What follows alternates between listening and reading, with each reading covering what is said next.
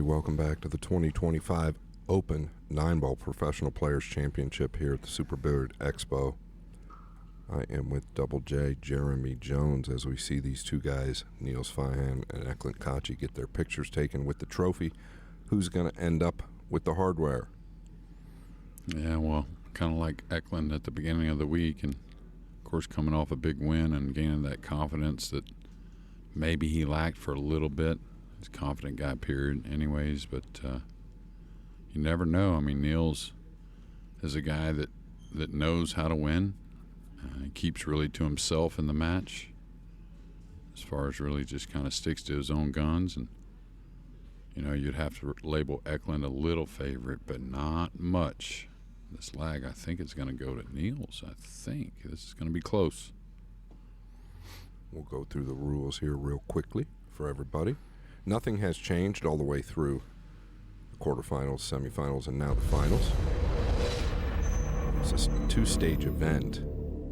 We are obviously in the second stage. It is a race to 10.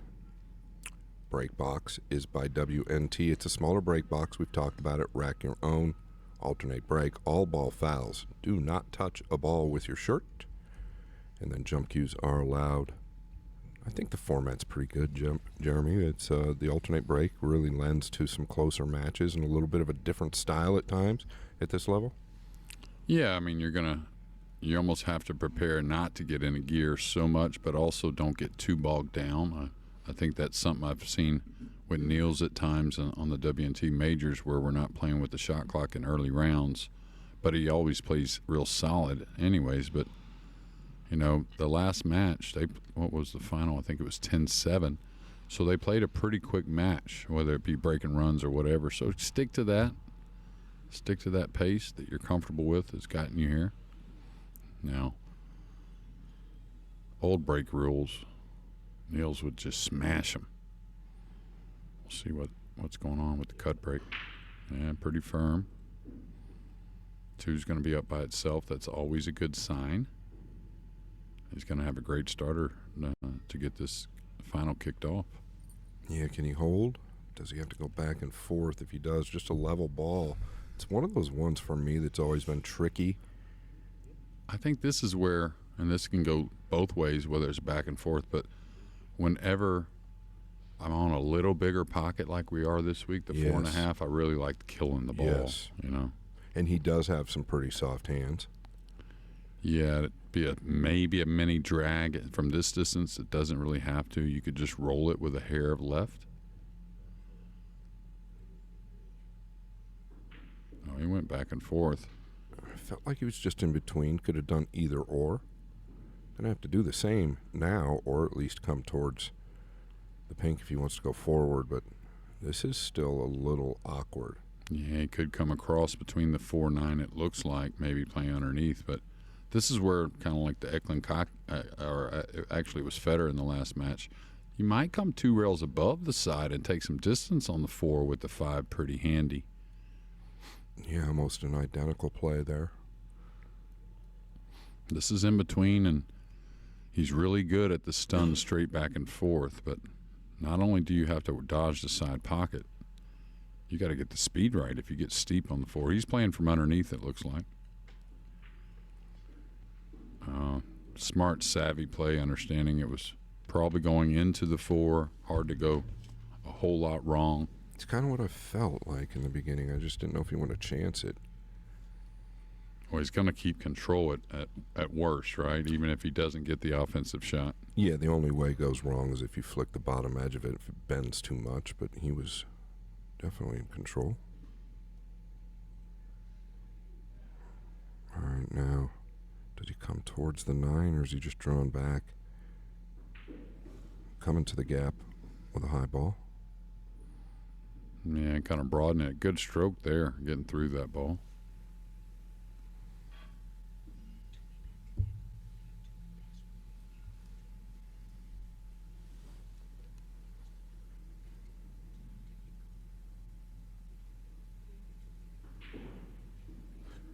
Really respected the straight in angle there. I felt like he could cheat a little more. Yeah, I thought it would have been a little cheat, maybe a hair more of a draw towards the 9 maybe, but the stun certainly works. Very good with the bridge.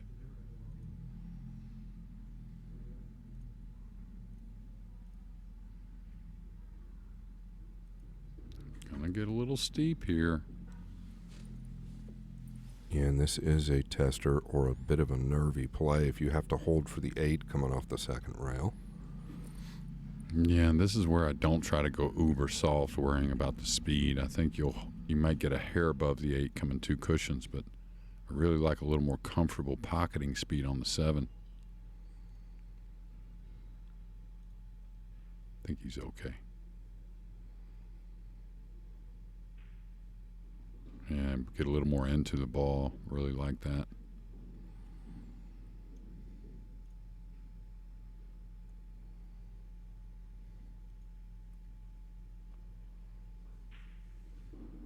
You can't ask for a better start, Double J. No, not at all. And made a nice opener on the 2. Heady play on the 3. And then from there, very, very solid stuff from the Terminator.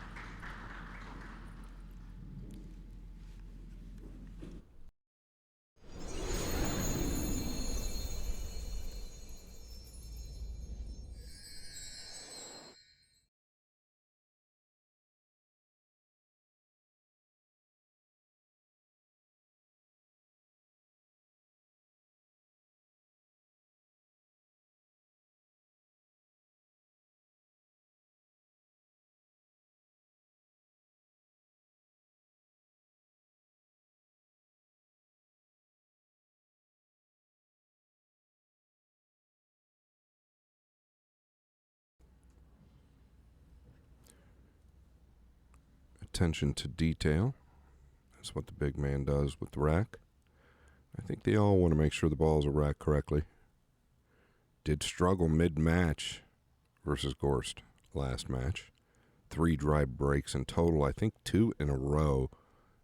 And then finally switched sides. Jeremy Jones was alluding to that. Switched sides. And then catches a real brutal scratch off the 9. And that's what allowed Gorst back into the match. See if he can make the adjustment.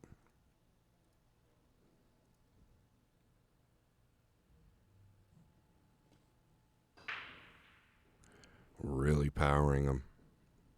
Really powering them there. And I don't believe he's got a look at the 1. Just shaved the bottom of the 9, and that's how he's finished low. And this is a benefit to Kaci's break. If he doesn't get the 1 down, he gets into the ball so well that he's probably close to even money to make something somewhere else.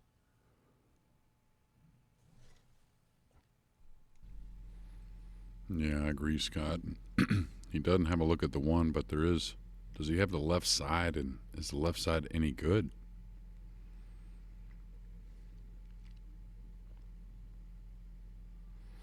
He can beat the kiss, so you just go as thin as you can here. I think trying to dodge the 6, get the 1 on the back cushion. Yeah, I don't mind it at all. I think it's all really the focus on the 1. Just hit it accurate, and the cue ball probably take care of itself if you can beat the 6. But it's more really about the 1 here, I think, laying it down up top.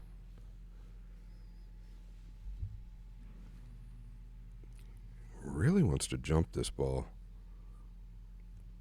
If you can hit it a little easier, your percentages go way up. He's obviously considering this because of where the 2 is at. But no guarantee there either, because he could float forward. But really, if you can take a little speed off here with the jump, percentages go way up on the make. Yeah, and hard to argue this play, really.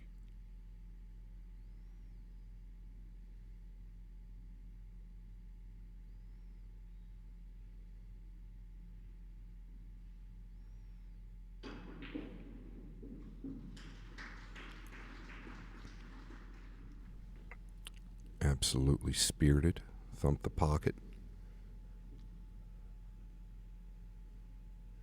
Yeah, I don't know know if he can dodge the 9 here. May have to play tricky off the 9, and I don't know if he can get into it with maybe inside and hit the 9 full enough to hold for the 4. Not sure either are really on offer. Looks here like he might almost be able to just swerve the 2 in with a middle outside ball. Can he go into the 9 with inside, like play the 2 with the hair inside, actually? You know what I mean? Sure, that way sure, you catch to the 9 throw off more the- full. yeah. I think that's what he's going to do, Jay. Maybe even just straight. Maybe straight and cutting it lightly. You're okay.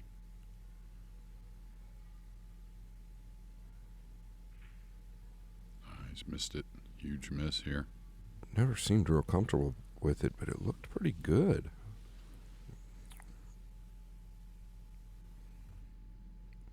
Got a little bit of a roll, tying up the pink 4 with the 9 and the 5. So does the 4 play off the 9 like you're sending the 9 to the lower right as well and stitching him up behind the 5 at the same time if he could get on it?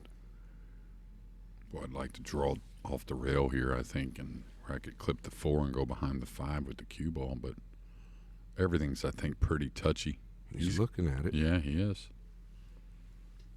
I think he's got a big pocket to the lower left. Yeah, but the thing is, he's going to be past the side, so it's going to be delicate to hold the ball from a little distance there and really contain the object balls as well, that being the pink 4, so I don't think this is going to be easy. Yeah, I just don't know that he can get behind the 5 from up there either, though, Jay. That's the only thing I'm looking at there. It feels like the 5 is a big ball to get by, unless he can come all the way out towards the center here. But I think he wants to hold to the left side of the table. Oh, he's missed the ball badly, and where's it going to finish? We know this guy will play a combination. And he's gonna. There's not going to be any cover here. He's just going to line it up. Might make the 2 in the opposite corner off the 9.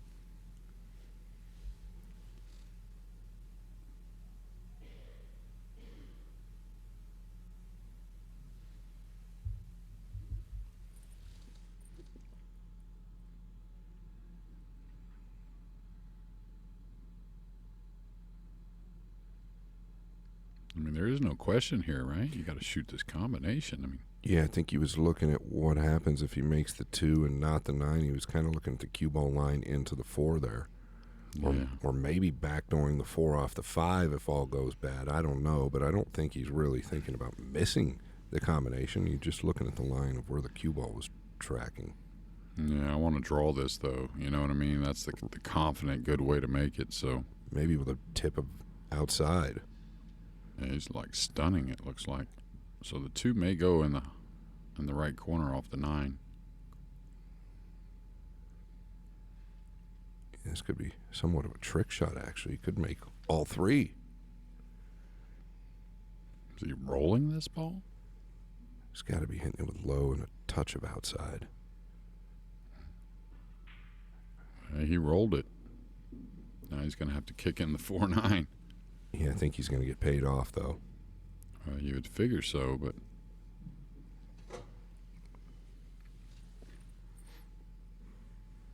do you intentionally do your best to get to the second rail here, Jay? 100%. Yeah, I mean, you can overcut the 4 to the bottom rail and still make the 9. If you get underneath, it's the only way you can really miss it. So I think you really want to go to the second rail, and you're kind of looking it right in the face.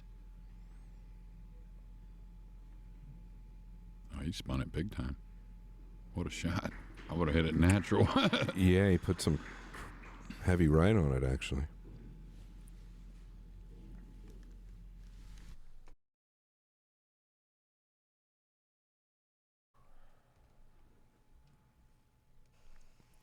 Yeah, I know we've talked a lot about it in this event.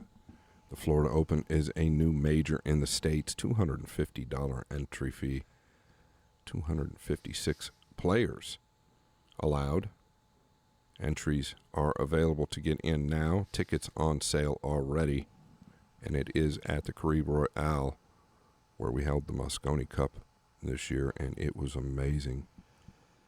The roof should have come off the building. You could not hear yourself talk 95% of the time.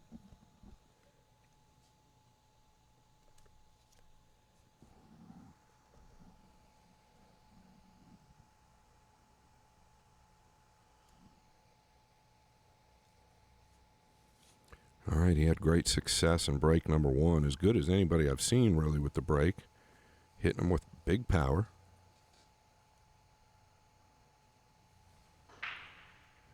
Yeah, and big power again in the 2.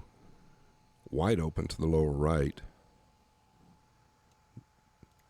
Jeremy, this might be a big reason why he is in the finals. Well, yeah, yeah, absolutely. I mean, to face all these killers and alternate break, you got to be putting some together when it is your break.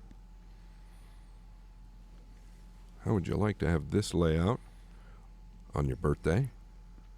Is it Niels' birthday? No, but just okay. Just saying. Well, he's going to have to work the cue ball a little bit, but they sit there pretty nice, even though there's going to be some cue ball movement. You can just draw up the table, keeping a little angle to go off the 4 around the 6 up table. Now that's where he's got to start to be a little concerned with the cue ball. Yeah, I agree. You just don't want him to get flat. Is that what you're saying on the 5? Yeah, I mean, this is where you should be able to fall on the top rail. The speed should be good enough. Your talent, and of course these great players, whether it be tight or a rolling ball, whatever you feel. It's going to be a little short of that end rail, so he's going to have to work the ball maybe. Definitely. Yeah, not a lot of angle. Yeah, you really couldn't go wrong getting to the top rail. Maybe just a bit of a let up. I don't know. Or drew it maybe a bit much. Yeah, what happens is on a shot like that, if you're going to draw it, it's how you hit the pocket, right, with the ball. If you hit it a little thick, you're going to come a little deeper, not quite as much movement. Now, this is the concern here. It's not so much getting on the 6, but when you got to get into the ball, how are you going to fall on the 6 to get to the 7? Well, I think he wants to catch a piece of this right long rail if he's trying to stun down. That's for certain. It'll help carry the cue ball, like so. Oh, if he could do that, speed control was always going to be pretty good. And he's off the rail.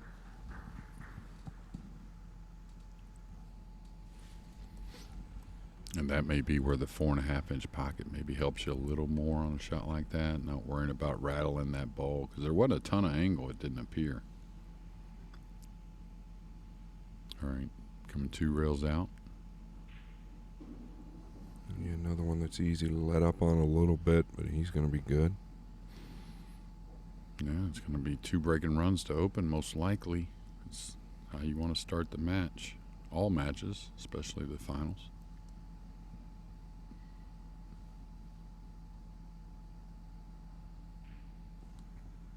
And that need to go a little bit? It does. Jeremy, if I'm correct, I feel like Kaci's been leading like most all of his matches. I mean, he's won by some considerable amounts of games in his last 5 or 6 matches. So it'd be interesting to see how he responds if Neil continues to push this. Yeah, well, he did have a tight one in the last, though, against Federer. Besides that one, yeah. But he was even in the lead the entire time there as well. Felt like it, yeah, pretty much. So 2-0 with breaking runs there for Niels Feijen. Batting 100%.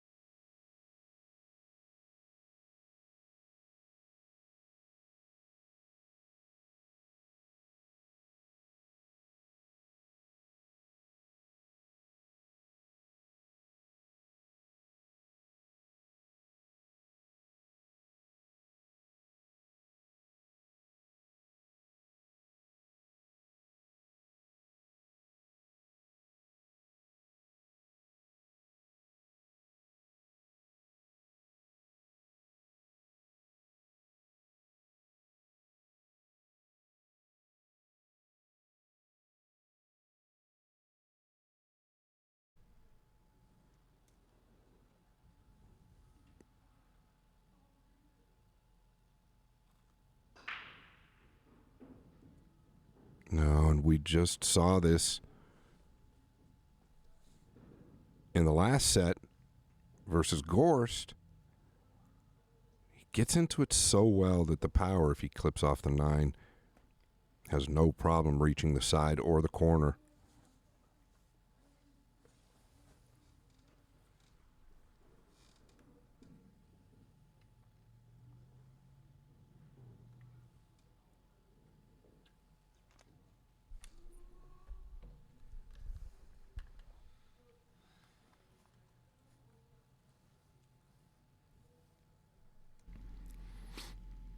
Tricky little 4-ball here, even though the 3's near.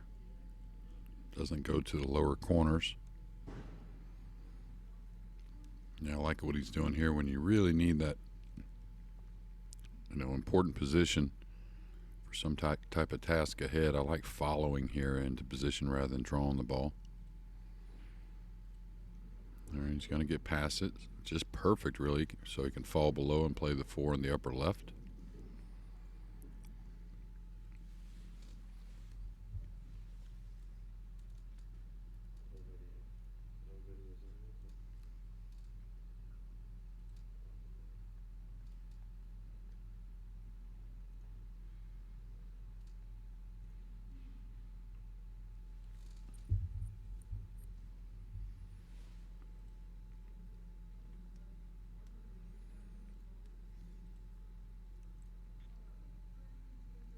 Go ahead and be aggressive, get that bounce off the... Oh, he's stunned over. That was a little surprising. I thought the angle was there to go forward, maybe with a hair right. Come with the rail and let it open up. Tough shot when you're close to the ball. Sometimes you can get a little skewed on the aiming, but just got to go with what you see. I think you should be okay.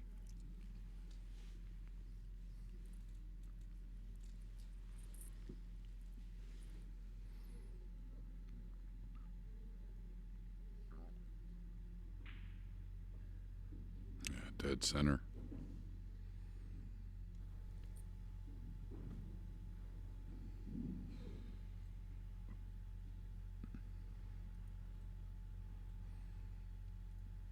All right, doesn't want to put the inside, so it looks like he's going to stun around maybe the 8.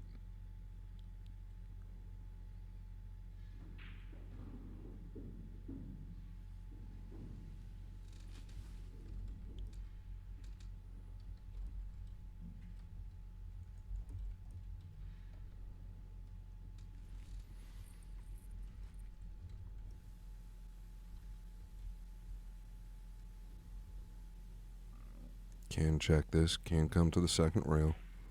It's all preference.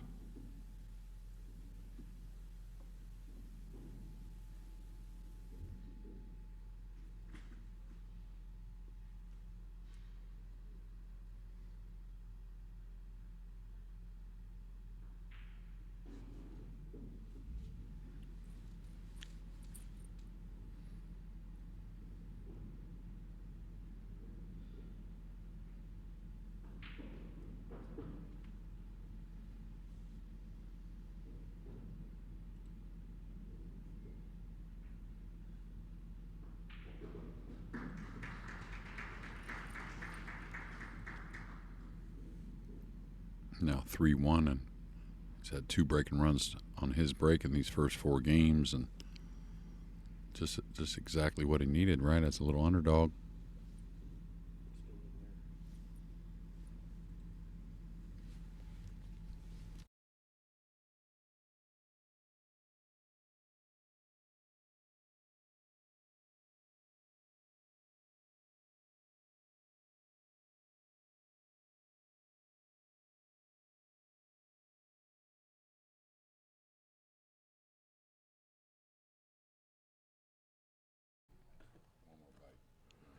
All right, everybody, we are back, and as far as the break is concerned, you're hard-pressed to bet against Eklent Kaci.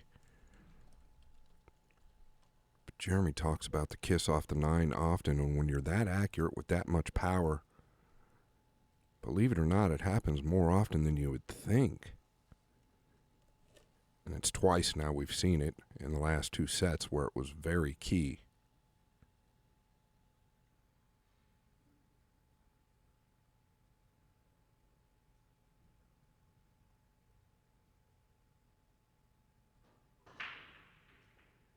Well, it was just happening there.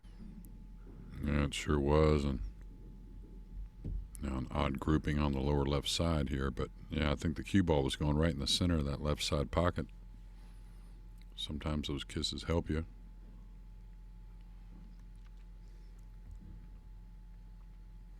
Now, as he kind of banked this away and dropped one rail below the 5-9, I don't know if he can really attack here. He wants to, but don't know if is there an alley to go forward between the 5-7 to the bottom cushion? It's got to be somewhat close. Otherwise, I think bank the 2 away and drop below the 5-9 with the cue ball. I really like that. I really, really like that if there's potential risk of a crash down low.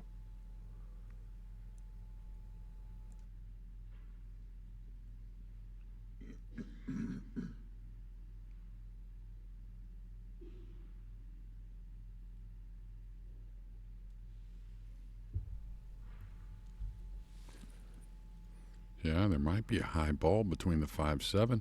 Get you shape. Yep. This is all right.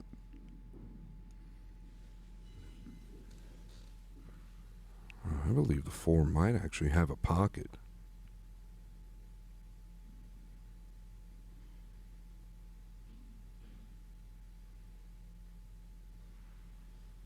Have to be laying almost ball in hand-ish to play it, though. Yeah, I wonder how bad the 4-5 combination is with the 7 there. Because you can get on that pretty handy. You know, you can draw one rail across and then get decent, maybe. Some type of carom onto the 7 as well, but boy, I don't see any future there because of the 5 and 9. Yeah, I think he was trying to really size up, maybe getting in position to play a good safety, banking the 4 away and dropping behind the 5-9 like we talked about on the 2 ball to open here in rack number 5. Yeah, just huge potential with that shot, the way those balls lay. Look at here, he's going to juice it. He's trying to create something. Trying to bend it, right? 3 rails. He's swinging. Yeah, tried to bend it out, I think, a little bit more. Yeah, he got into it a hair much. But he did land right on the 4-5 combo, I think.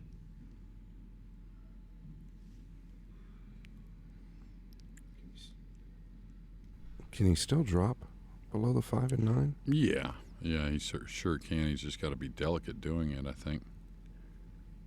Or be, aware of what's going on. Can he bank the 4 up and kill it? That's what I meant. like. Yeah. He's maybe dragging the ball here.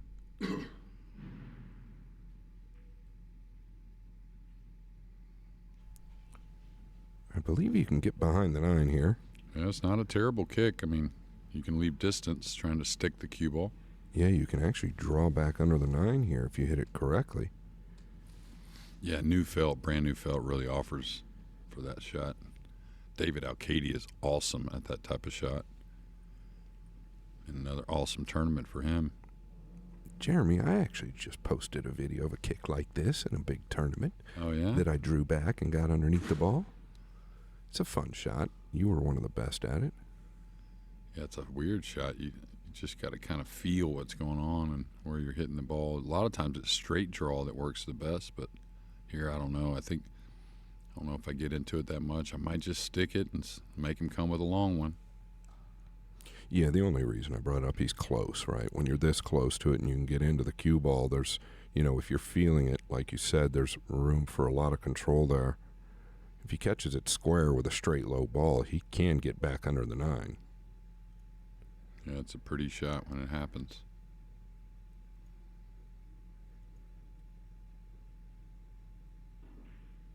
Like that. That's the only risk, though. You might put the ball near the pocket if you don't get the snooker. It is close. I think he's just got him. Yeah, nice shot. May have the right edge of the pink 4. He's acting like he might have it all. Tough for us to tell.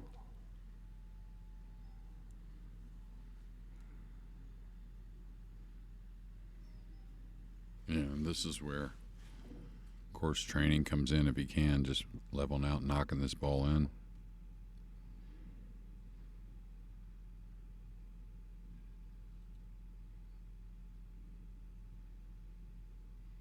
I can't tell. I think he's getting the edge of it. It looks to me like he's getting the edge. Maybe using the 6. No. Oh, my. He had all of it. Is he going to get a little bit of a roll? Little bit.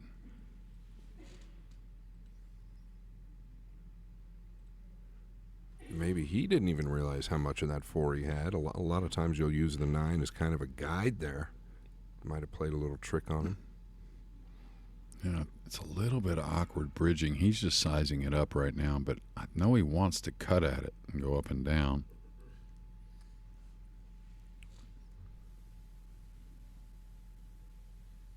Yeah, you've got a pretty big area to get back to.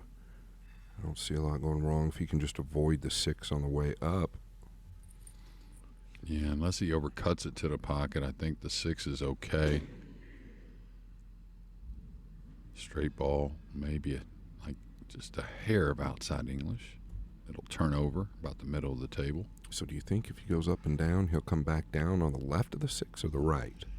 Just depends on how he cues it and how it hits the pocket, but I think it's going to come at the 6 pretty much. Okay. It's hard to not take this on. Yeah, it's just a little awkward cueing. You know, he tried cueing off the bridge. Now he's got his hand underneath the rail there. Now he's cueing low, so. Knocking it away. That's right. Using the 8-9. Don't worry about the 5. It's going to be a gap.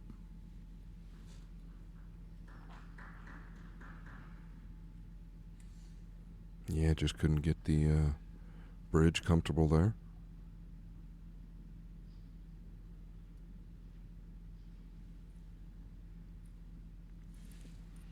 Over the 5. Very difficult to bank the 4 accurately between the 6-9 here. Easy to hit this a hair thin and be weak on the 4. He caught it actually thick.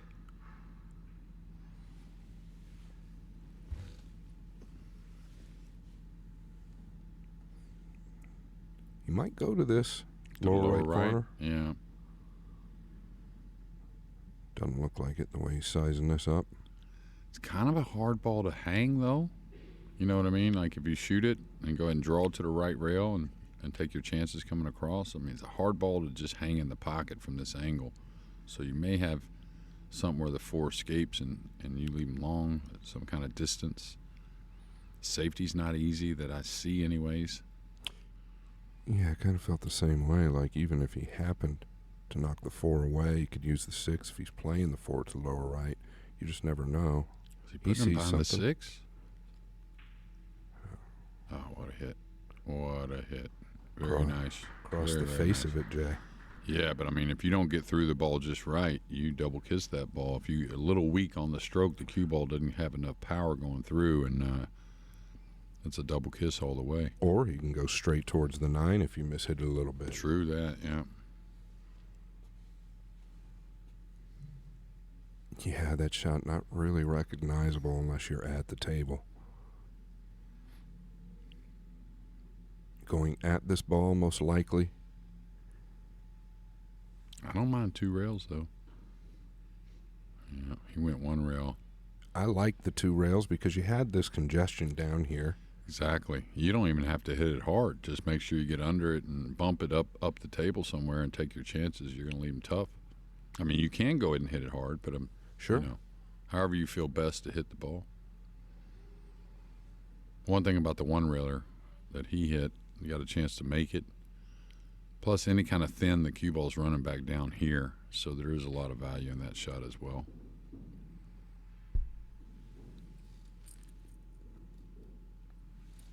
It's odd, right? The alternate break. I mean, any format, I guess, but the alternate break especially. If he gets out here, we're going to be on serve, and it's felt like it's been all Niels in this final so far, even though it's early. Yeah, sometimes it tricks me as well. It's just a little misleading. I think we naturally kind of just feel like even after day 4 that You have to remind yourself it's winter break or alternate break because we're thinking winter break sometimes.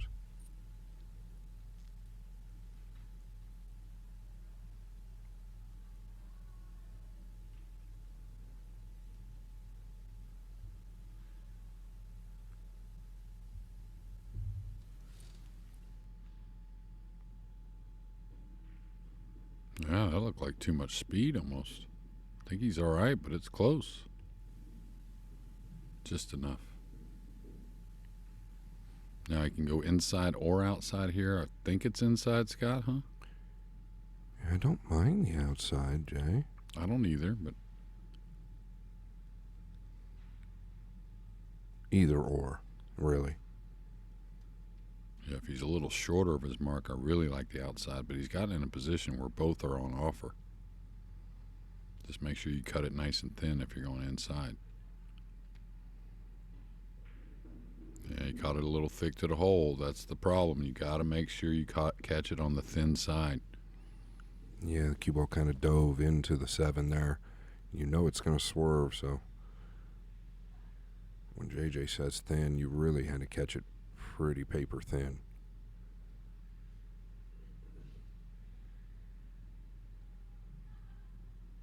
Does he want to bank at this? I don't think so. He got down on it quick, so I thought maybe a hair of frustration now. What Just about doesn't. a two-way, just tucking under the 9, playing the 8 to the top, to the right? That's pretty good. Is it there?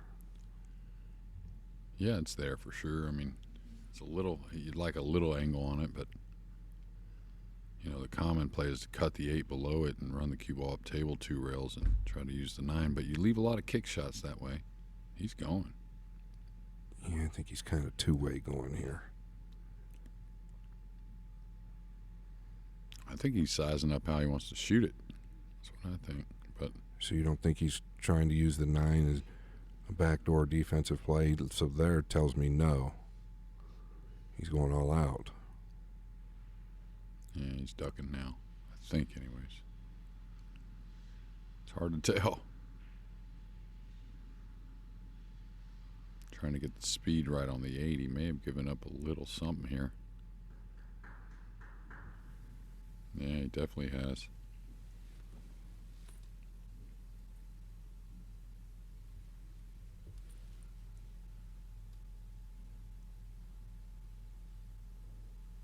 Yeah, I don't know exactly what he's given up, but at minimum he could knock the 8 up to the middle of the top rail.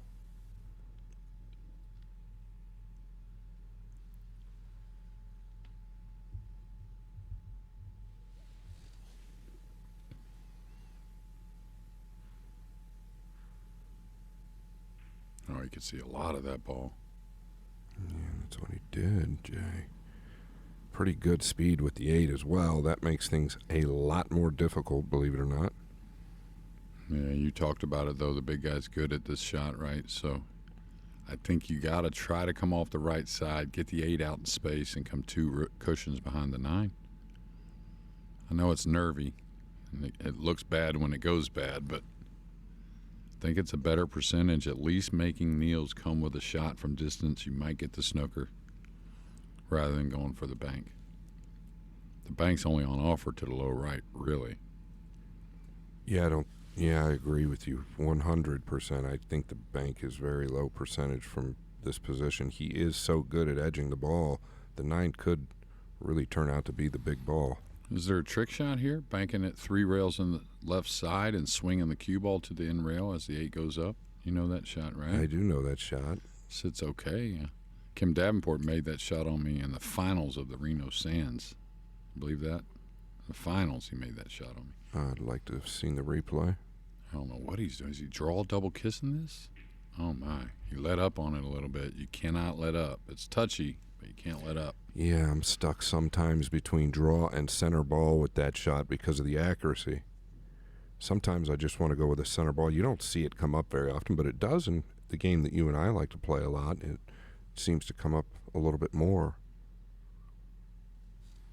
Yeah, this one sits right between. It's not hard to smooth it in, but I don't think I forced the second rail here on the bottom cushion.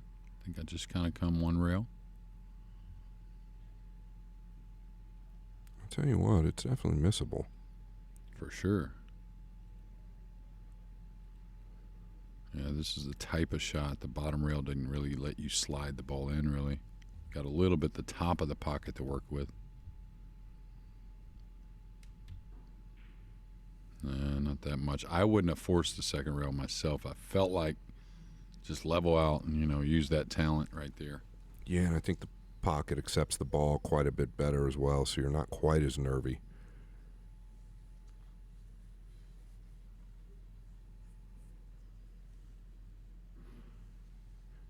Kind of a stark contrast to the first match, just as the pace has gone anyway.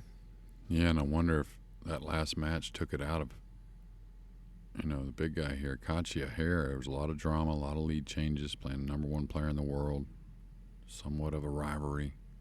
4 rails around? No. Ooh. Yeah, he might be gassed out. Well, the thing is, and just it's hard, especially when a guy Niels breaks and runs the first 2 and whatnot, but on his break. But it's hard to get that momentum, or let's say blood flowing, with the alternate break format. Once you get a little complacent. The heart rate gets so high at that point, right? There's kind of a letdown once you get to this point. Yeah. Or the adrenaline is definitely not the same, that's for certain. Don't want to take a timeout early, but you may think if you're Kaci, go wash your face maybe after this rack. Wasn't even thinking timeout, but you're absolutely right. That's a tactical timeout for certain. And there is no better time if Niels knocks these down. Yeah, he won't slow roll this. Oh, he caught a little heavy. He's going to catch the 9, so we'll see.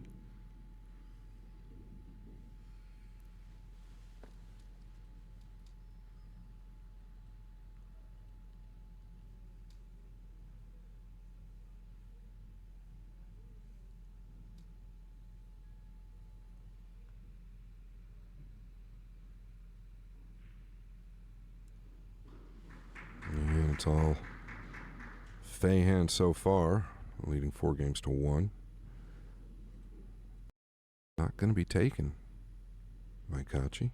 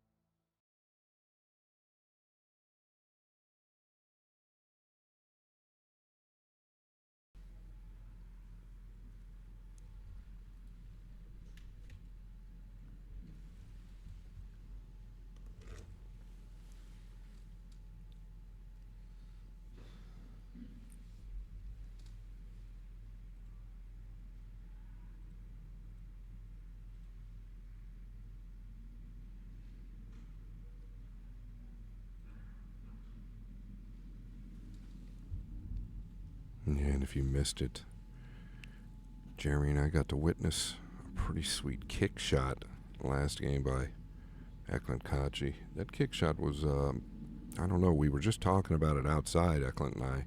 I'm telling you, I mean, he did not have more than 30% of that ball to kick. I'm sure they're going to be showing replays of that for many moons to come, but what a kick carom he made in a key position in the match. Yeah, what a shot. I mean,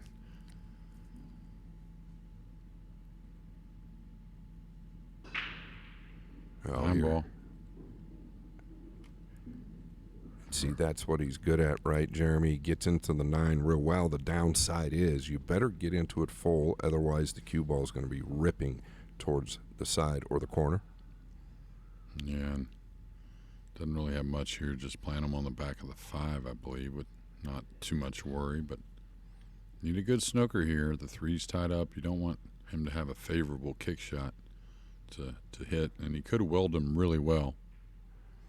Yeah, I was wondering if you want to work towards getting the 2 down a little further like this. For that a laid 9-ball? Perfect, right? For a 9-ball? Yeah.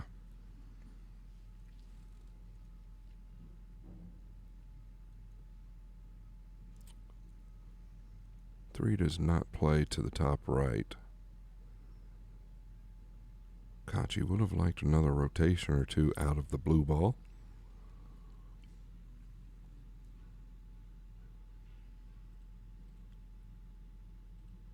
Does he go with the bridge here? Does he go with extension maybe? It's only really got one, I'd say doable kick, really one cushion off the bottom here.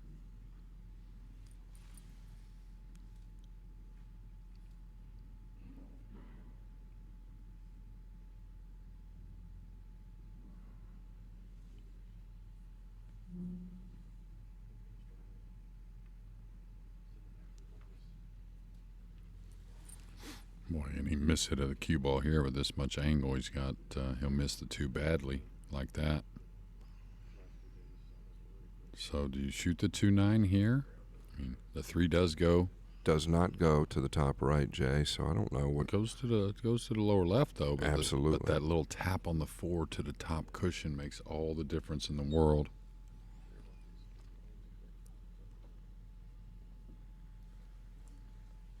I always felt like this combo to the side was always easy to overcut. But if I shoot it, I like rolling it. Not dead speed or nothing, but a high ball. That's just me. Yeah, I think you can be a little more accurate that way versus trying to stop it with a little more speed. Yeah, not babying it or anything, but just, smooth. He caught it. He kind of stunned it. Like forward did. Stunned it. Yeah, a little surprising. Just seems a little off from his normal self, and probably had a lot to do with the Hill match that he just went through with Gorst. I know that's a huge match for him. It just could be a little bit fatigued maybe, or the wind kind of let out of him. Yeah, he's got a good chance to draw the cue ball to get in a good position to keep control here. Is he drawn back towards the 6, or does he have that option? If so, is it worth the risk? I think so, because if he doesn't get there, he's still got the safe. Yeah, the thing is about here, make sure you get right if you're going to lay up, because you could get awkward trying to just keep it simple. I'd probably draw up the rail and get a little closer and try and maybe produce the run out. Exactly. He got in a prime position to stick him. And that's what'll happen.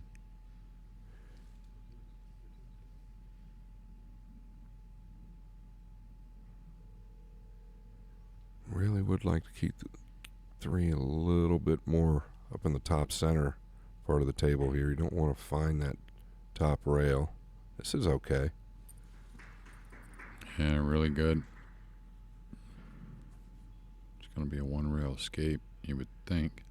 Could come to the bottom and then off the left side rails behind it, but that's going a long ways, especially with another pretty good kick available. I kind of like the soft kick at it here, 1 rail.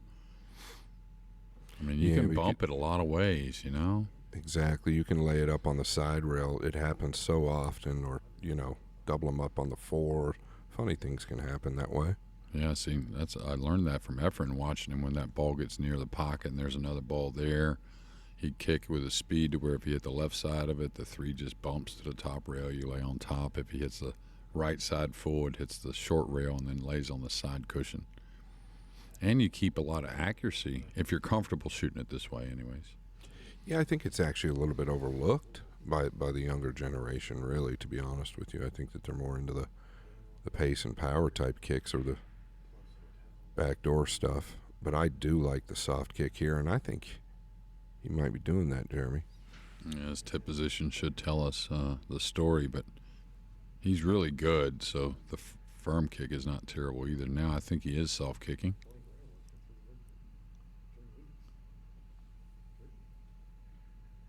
Yeah, there's just, and you can make it, by the way. You see, but there's so many good little things that can happen with the soft kick.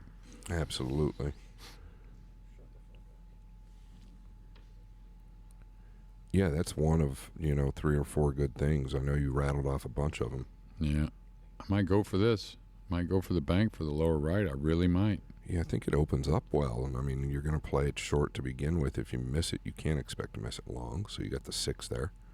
Yeah, and you're making the guy come with a shot that's struggling. And it's another angle coming from the middle of the table that's hard to hang the bank. It usually either wants to go or get away from the pocket. I think it's sitting real nice. Yeah, we got a better look there. It does look like it's sitting nice. Is he looking to just play it straight on short to where the 6 is at? I don't know. And maybe looking to the cue ball down there. Well, he could edge the 3. I mean, it's not that great. Yeah, winning play, though, I think, if you try to open it up to this lower right corner. Yeah, I definitely like it. What can really go wrong, in my opinion? The 4 is in such a tough position, and the 5 needs work.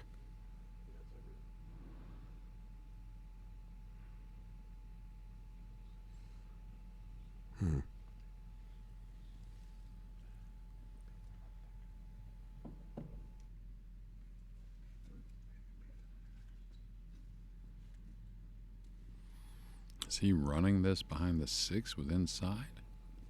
Chipping it? Yeah, like that. It's all right. Yeah, but you just feel like Eklent's going to get him behind the 9 and 5 here. I agree.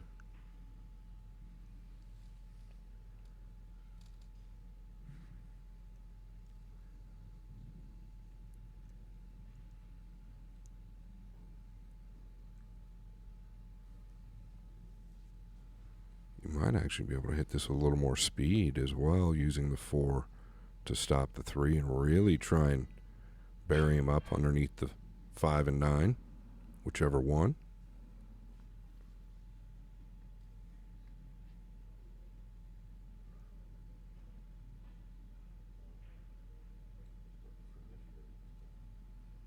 Yeah, a long ways off still.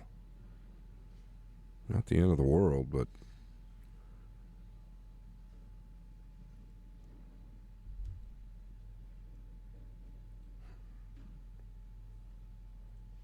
very similar play here if he wants to take it on, but he's going to have to catch the 3 quite a bit thinner.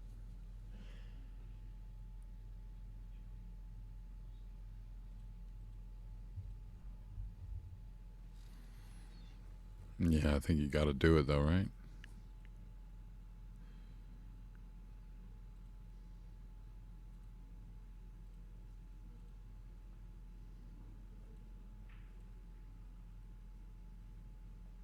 It's got to go. And it has.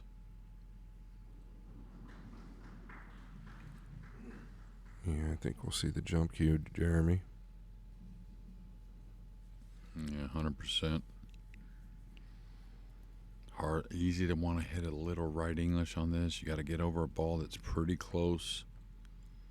You're trying to make it easy to maybe whiff this every so often if you have a hair of a miss hit, because you got to get over a ball that's close so the ball hits the surface early and has a lot of time to curve, basically. So generally, though, the guys will aim a little thicker if they're adding a hair of right English, even with the jump cue.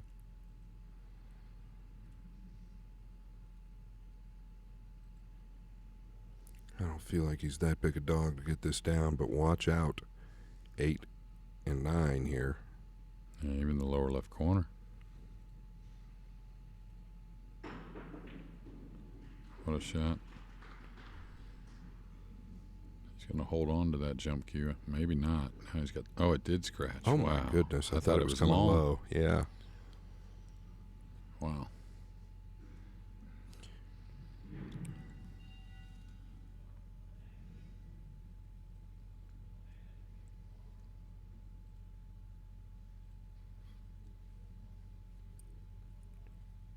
No way he'll draw into position here. He'll use the right long rail to come into the line. That way, the only thing you're concerned about here is the speed.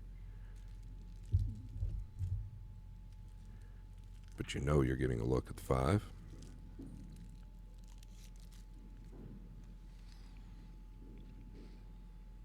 Yeah, and here you may go below the 6. You could, really. He's coming past the side from here. I think past the sides, looking to get maybe straight on the 6. Really seems pretty thin to get past the side. Well, I think he can get past there, but you got to get into it a little bit, and I think that opens up the cue ball to get somewhat straight on the 6. Yeah, you called it. He held it just enough, so he's got the draw stroke. Straight back.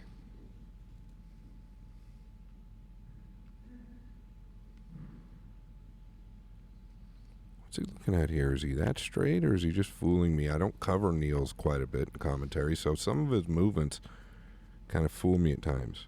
Well, looking at the bank with there no with that no line. shot clock, he'll size up almost every option a lot of times. You know what I mean? He does it quickly, but he's going to draw the cue ball for shape. There's no doubt about it. Of course. I think he's actually still got a little bit of the good angle. Oh, he had plenty of good angle. Yeah.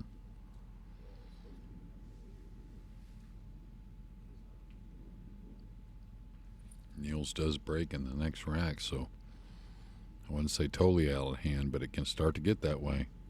Yeah, he'll be halfway home. This race to 10.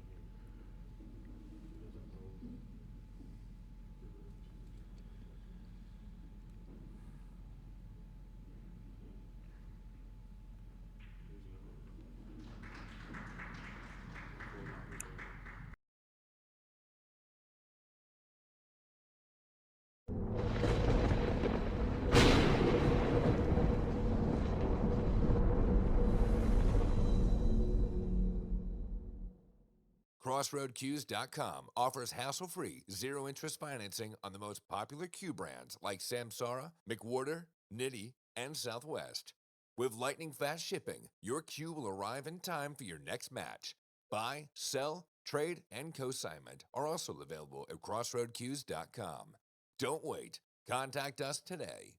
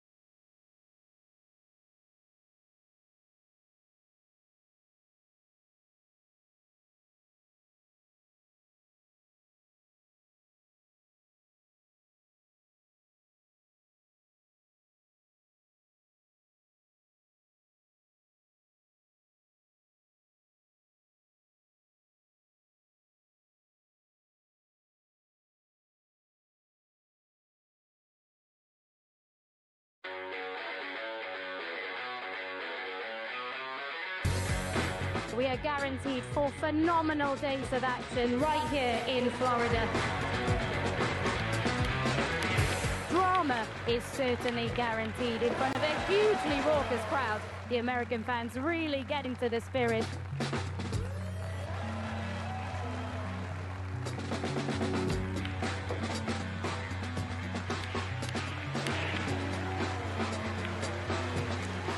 Nineball fans all around the world.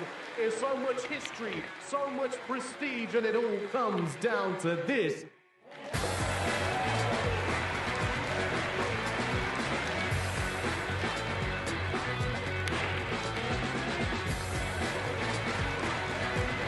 so much action lies ahead at the Caribe Royale in Orlando, Florida.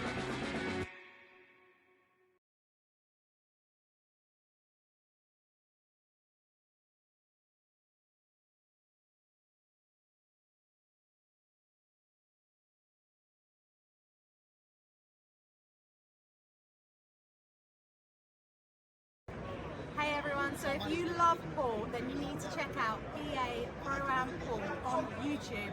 Like and subscribe now.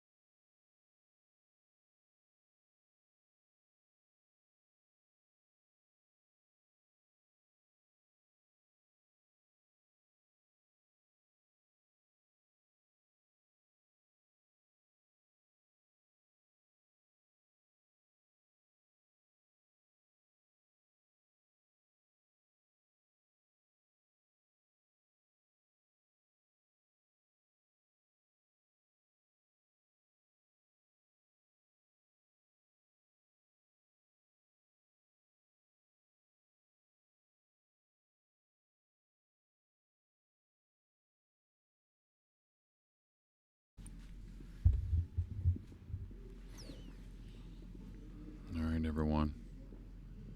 You can see the score in this final. It's Jeremy Jones, joined by Scott Frost, here at the Open Nineball Professional Players Championship. So much has gone on this week.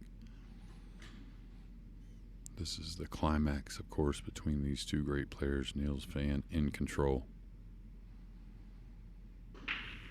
Oh, the one missed badly. Cue ball's getting lost. Maybe something turning around here.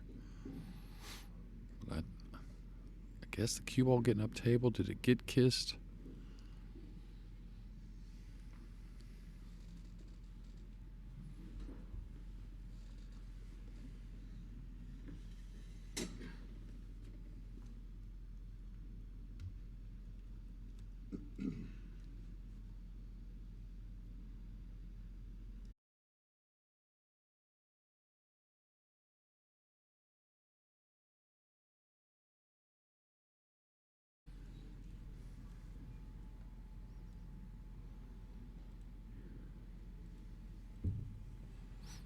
Probably pulls this up the rail between the 3-9. I'd probably be a little aggressive getting between that 3-9. Don't lay up too much on the 2. Ball in hand, you should have pretty good control. Maybe 5-6 inches past the 3. Something like that. Yeah, I like that play, Scott. Don't back off. Yeah, and same here, right? With this play, you just want to catch the 2 going in. You don't have to let up at all. Yeah, this is another shot, though. Don't end up short where you're a little steep on this cut. Make sure you're getting a decent little bounce off the third cushion. Exactly.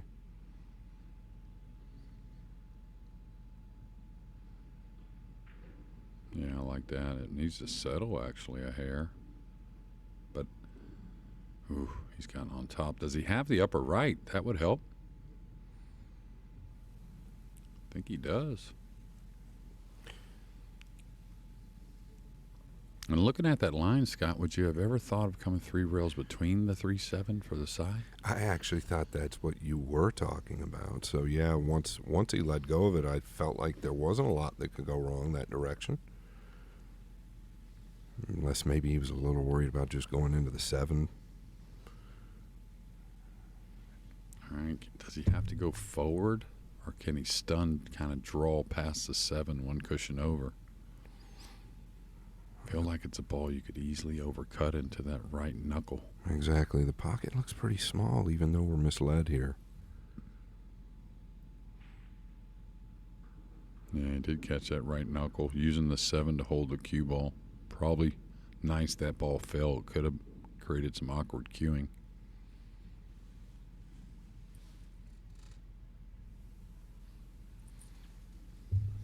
Even though with ball in hand, you get the feeling just after a few shots he's really grinding through this rack here. Yeah, a lot of work. Working very hard.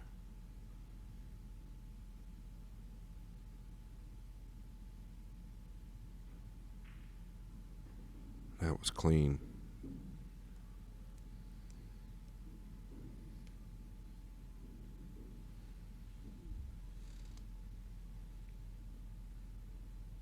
You can get closer to the 6 here, and you can afford to be a little bit steeper.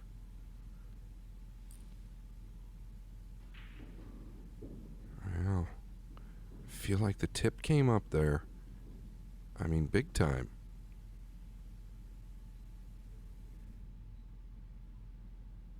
He's got to go forward now and just beat the 9. And could settle for a bank. This has gotten awkward from nowhere, huh? Yeah, he kind of let up on the cue. He was going to like a half low ball, and right at the end I could see the tip coming up.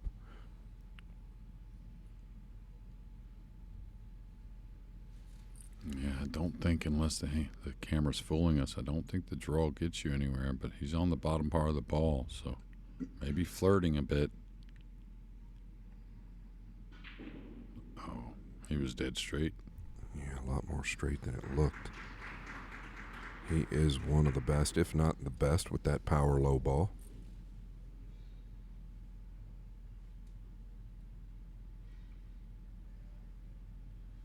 Really looked like he had the off line on that 6.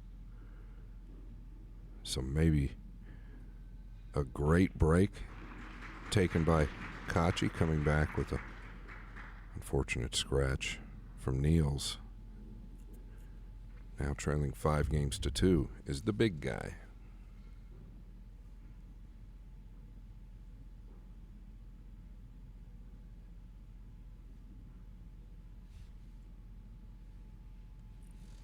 Yeah, here's our payouts, $15K up top to the champion. Very well deserved, $9K for second. You can see the displacement with third, fourth, fifth, sixth through 13 through 16. We had a full field, I believe, right? 128. That's correct. Yeah, so nice payouts, even though it's not as much of the field as some would say, but it's still, though, you're getting that money, you're going to do okay. Another great event on the World Nineball Tour, more of them coming up. This has been, we talked to him on the break a little bit. That's the first thing he brought up was the break. What's going on with the break shot. It's been a little here and there since about halfway through his semifinal match.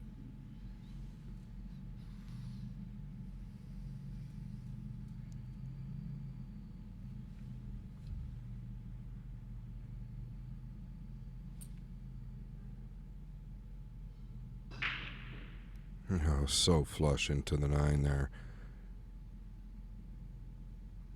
Almost as if he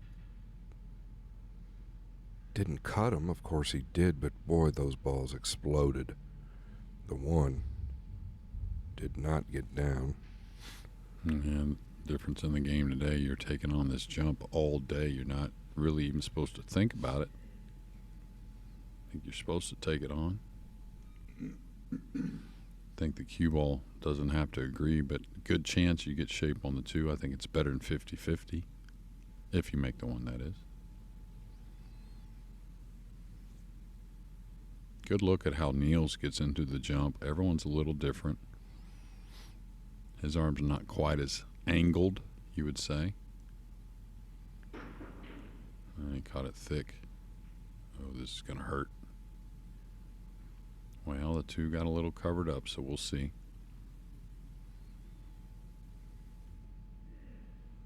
Yeah, it actually got a lot covered up. What about playing for a rail first on the 2? I don't know. I mean, can you go towards the 8 with a lot of spin, just a rolling ball, and try and get the cut on the 2? Can you come above the 8 and get the cut on the 2?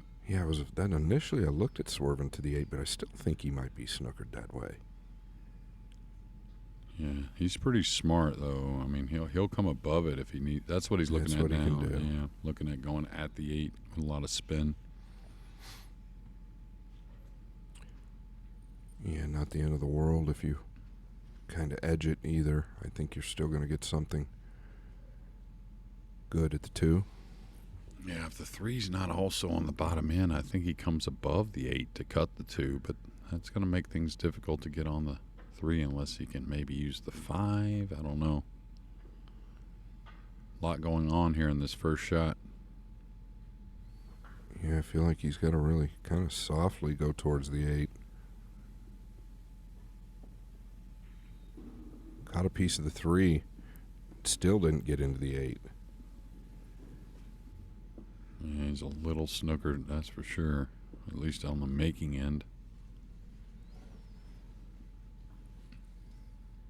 But that's another one of those shots. I think you and I get a little more outside on the cue ball than maybe Eklent. Yeah, probably going to swerve the ball a little bit more towards the 1.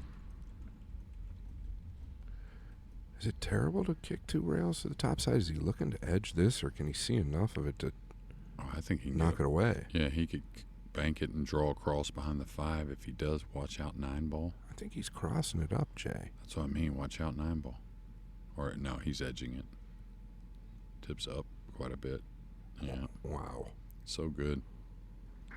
Got the most out of it. One of the best at it, if not the best in my opinion, over and over. He executes that play.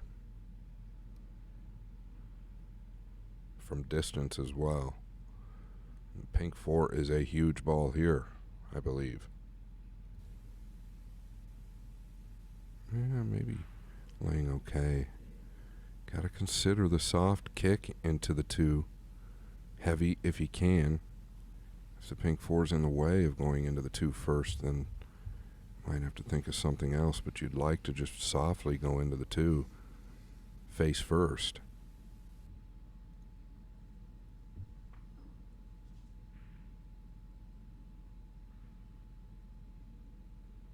All right, here's a chance.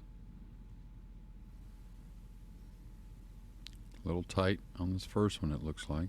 A little awkward cueing. Type of shot you wouldn't want to roll necessarily, but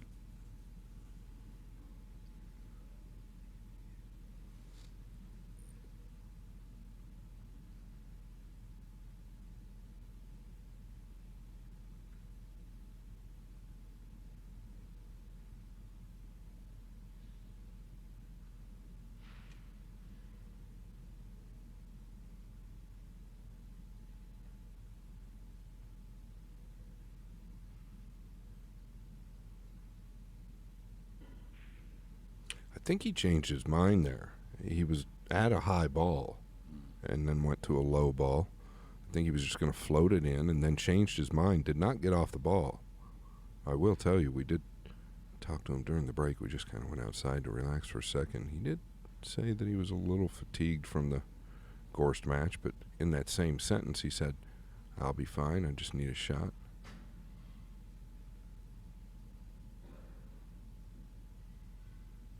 But he was leveled out there and then went to the low ball. I don't feel like he was ever fully committed. Yeah, I'm not sure he would have had shape on the 3 just in case he pockets that ball. And I guess he can't get at the 2 to spin it in here. I feel like he can draw into the 3 and get the 2 down. Just definitely looking at, I think, some kind of safety banging the 2 away. So I don't know.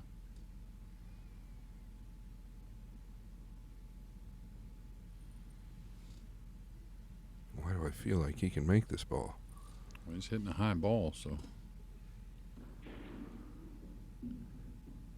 this is going to be okay, I think. Yeah, maybe just a little too steep to draw into the 3. Yeah, and too steep to kill it with outside and play short side on the 3. But he's all right. He's not out of the woods, but he's got a good shot. He's a little elevated. This shot really is going to tell the story on the rack.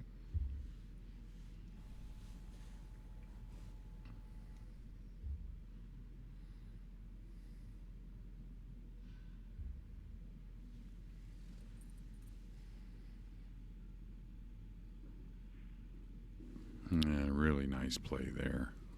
You can't ask for much more. Yeah, and I know you're a fan of not going out of your way to play a ball to the side pocket just because it's kind of laying there, and this is a prime example.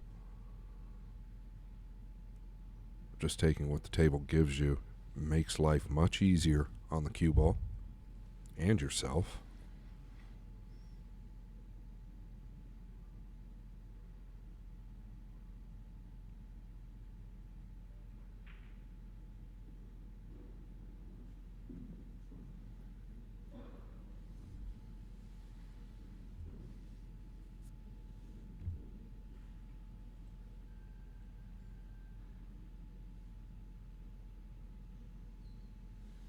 I think his cell phone went off in the background.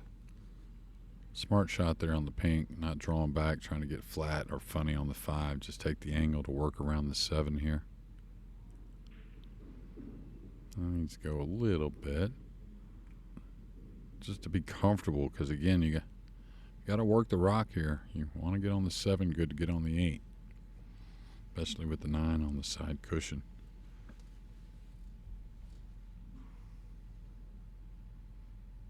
Yeah, I kind of felt like he could draw back on the pink a little bit there. That would have stopped all of this, but I do get why it would have been a smart play. Just a little bit short of the mark here. Recovery should be simple, 2 rails out.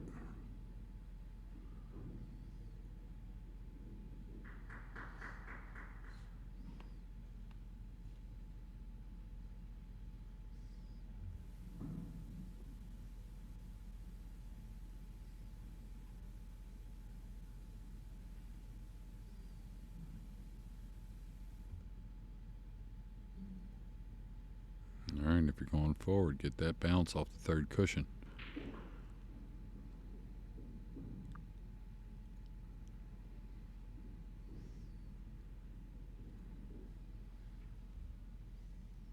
Still kind of all a result from the mid part of this rack here with the 4 that I actually thought was smart as well.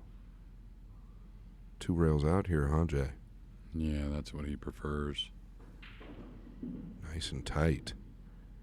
We touched on that a couple of days ago. You can never really go wrong coming that deep out of the corner. Well, not your tournament table for sure. Sometimes at your home table with it being broke in, things can get a little sideways. Yeah, but in any kind of decent conditions, you're going to be just fine getting past the side. And Niels Feijen's just fine again with a 4-game lead, 6-2.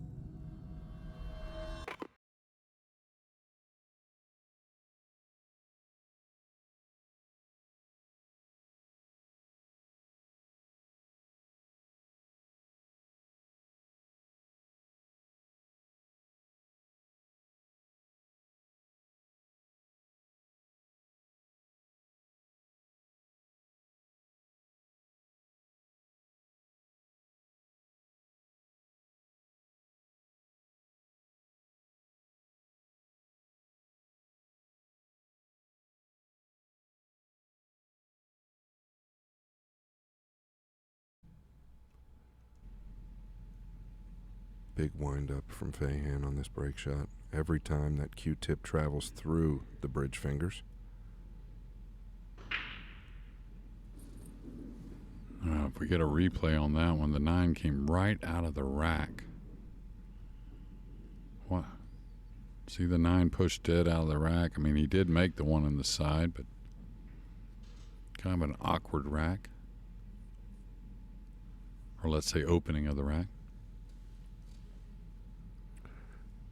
Does the 8 play, I believe. And once again, a little funny, he's looking at it now. Missed a 2-ball. Very similar in the last rack.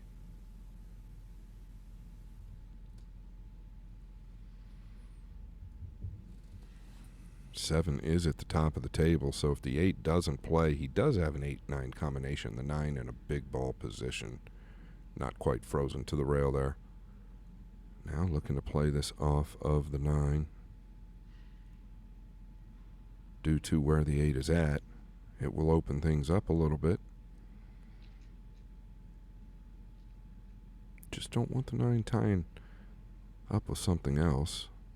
Shouldn't. Yeah, I'm just wondering how he's going to play it. He's going to just stun over and take a little cut on the 4 and just ease the 9 away. Oh, he drew it. May get a friendly one, an early one, or set up for an early one. Well, from one corner to the next.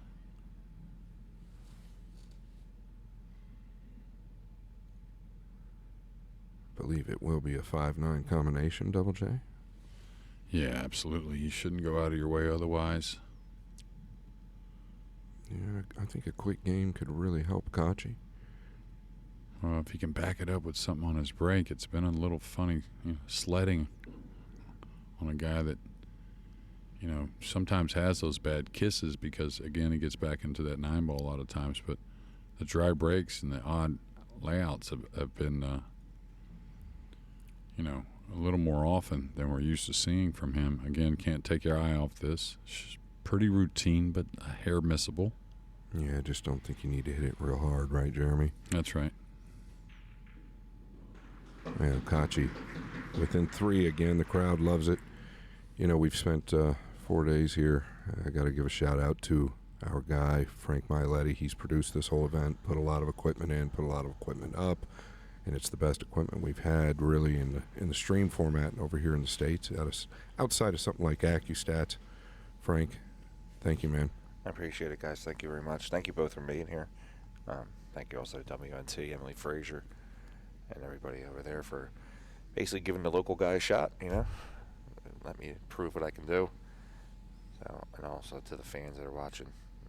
If you guys want to see more of what we do, check us out, PA Pro-Am Pool on YouTube. And, of course, thank you for watching. Thank you, Frank. Yeah. He's done a great job, right, Jay? Always, and a very hard worker, does a lot for his community, and always look to support a guy like Frank and all the other ones that are great in the pool world. Yeah, we need more of them. On that note,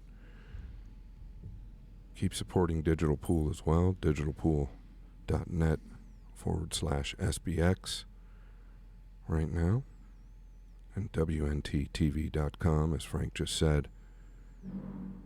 Plenty of places to watch it, and plenty of places to play pool if you're young and talented. Ranking events now, Jeremy, all over the planet, it seems. Yeah, and they're building just like the majors.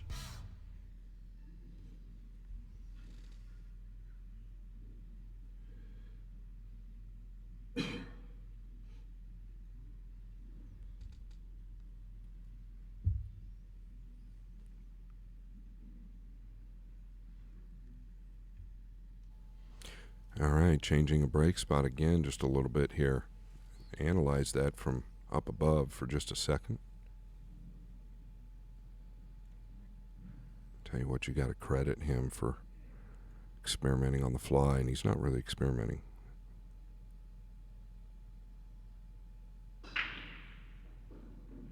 Well, there he went flush into the 7, nowhere near the 9, most likely by design, and maybe a new result that he's going to love. Yeah, well, the timing was impeccable. He's gotten a pretty nice reward with a good starter. He's got a little bit of a tricky 4-5. Easy kiss shot maybe, if he gets into position for it.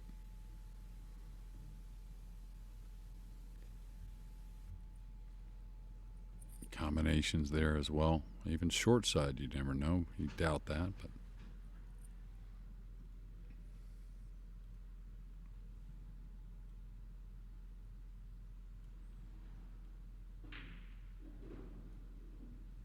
yeah, maybe now, Jeremy, to the short side.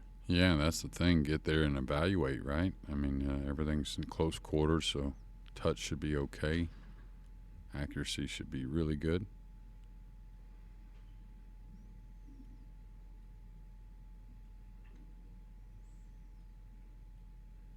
I have to play short side here, I think, unless the screen's full of me. No, I don't feel like a lot can go wrong. Even if you end up a little high on the ball, you don't really have any trouble down here if you get a little thin on the 4. Yeah, with the 5 there is what Scott's talking about. You can handle a lot on the 4. It looks like, is he trying to go into something, or is he trying? I'm not sure what he was viewing there, or kind of sizing up rather. It looks real natural. Yeah, it looks good to me. Okay, he wanted to play maybe the combo or the kiss shot, it looks like. So it's going to be the kiss, I think, anyways. Whew, this is thin. And don't let up on it. You're not going to bash it, but make sure you get through the ball a little bit. He is the best at edging the ball, but now maybe a little funnier cut on the 4 versus what he had or would have had on the 3. He can manage. Just does have some traffic.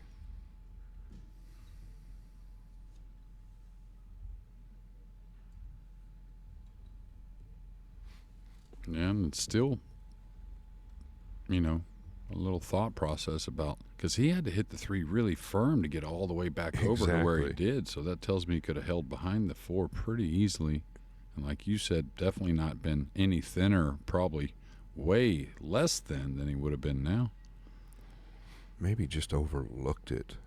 I never felt like he was looking at the left side of the table there. Yeah, could be the case. This is one you got to hit clean. Yeah, he's got to probably go between the 8 and 9, I guess. Yeah, and then back up around. You could come between the 8 and 9 and then back out between the 6 and 9. Yeah, that may be the ticket. First things first, you got to get the pink down.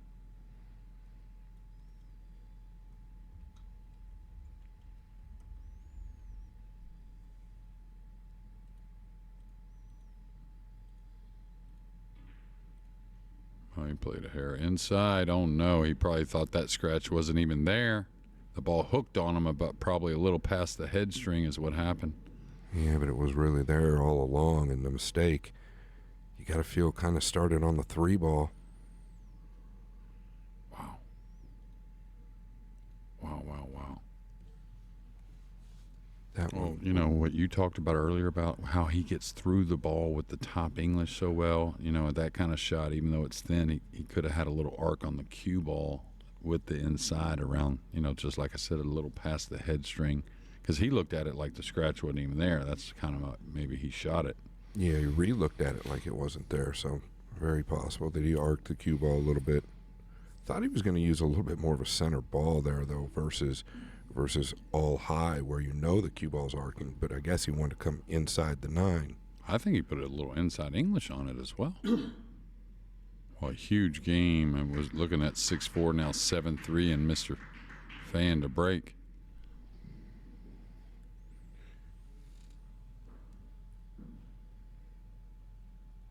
Yeah, just real quick. Double J knows this man. Frank knows this man. He is great. Dave Bartosiak, classic billiards owner. He and his wife, Leah, doing a lot for pool, sponsoring this a little bit. We really appreciate it if you get down there into South Florida, Fort Lauderdale area. Check it out. He's got a heck of a vibe in that pool room.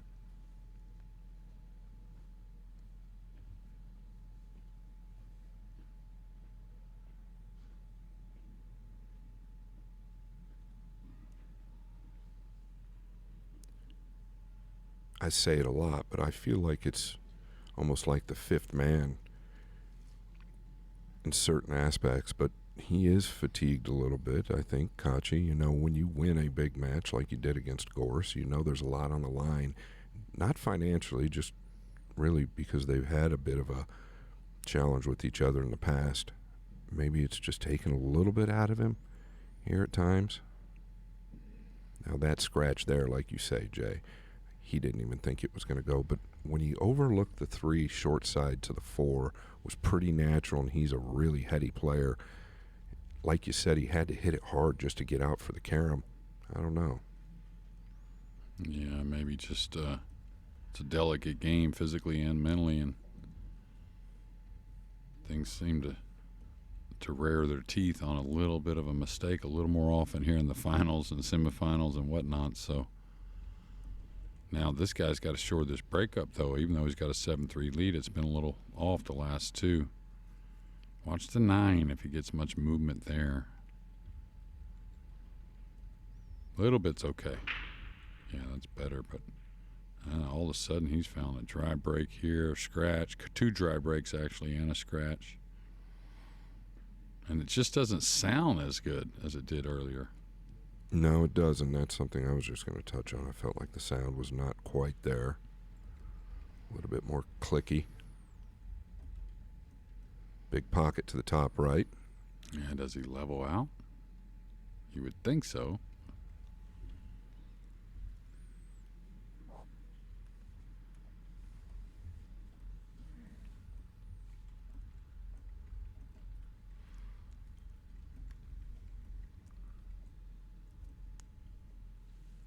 This is one of his go-tos.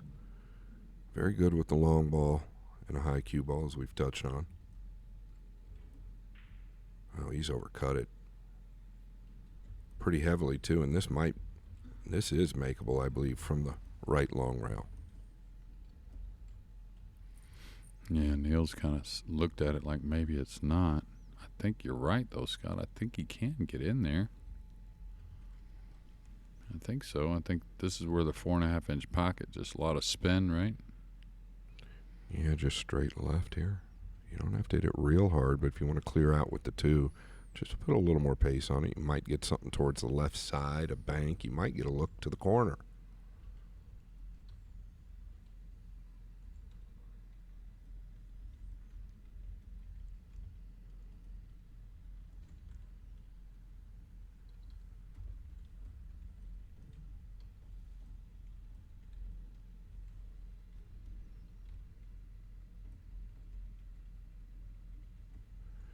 Tournament director Doug Ennis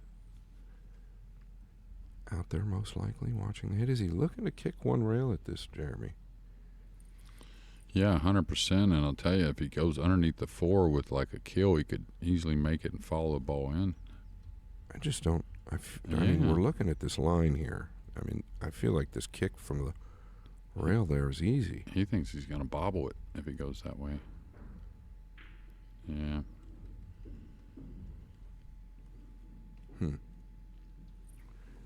Maybe, we're not at the table. Maybe it's something a little off there that we couldn't see. That is always a big possibility, but it looked pretty fair with the larger pocket.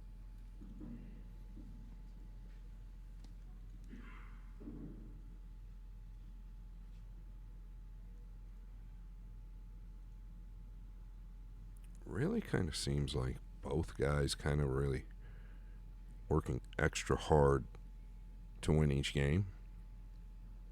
Just kind of the sense, and this happens a lot in finals where the tensions are up.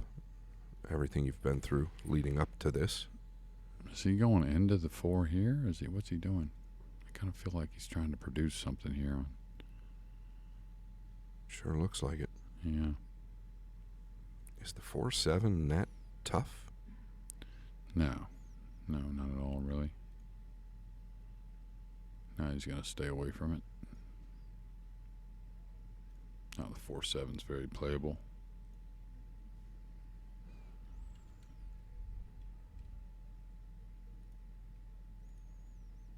Is he trying to go the rail and bump the 4? was a sweater a little bit.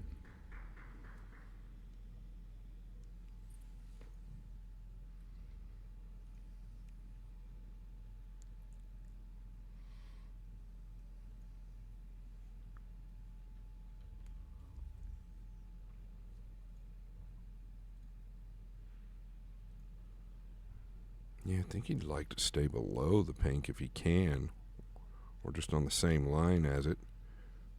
It's okay going up.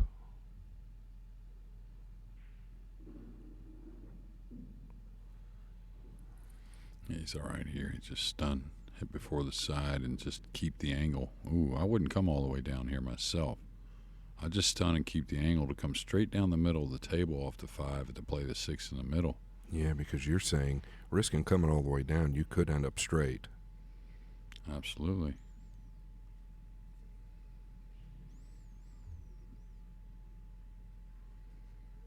I don't think he will end up coming all the way down.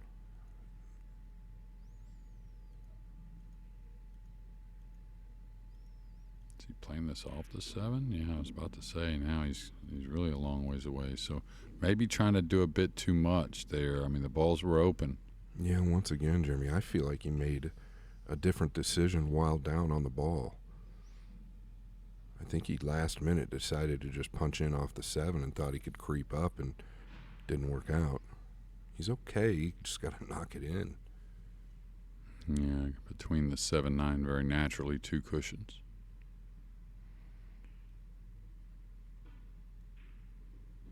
Great shot there. One of the best at that shot. I really like him, and there's many, but really like him and Koping Yi on that shot, both on the short rails and the long rails. Yeah, it seems whenever Eklent has to use or gets to use that extreme high center cue ball, it's always good.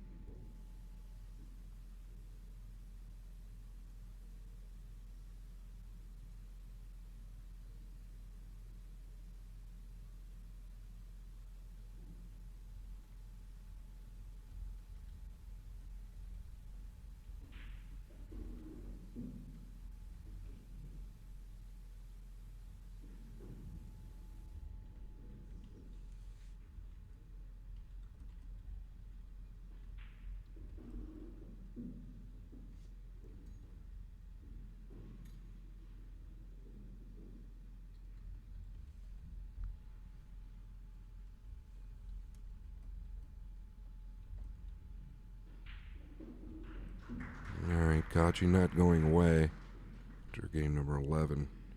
He's within 3, trailing 7-4.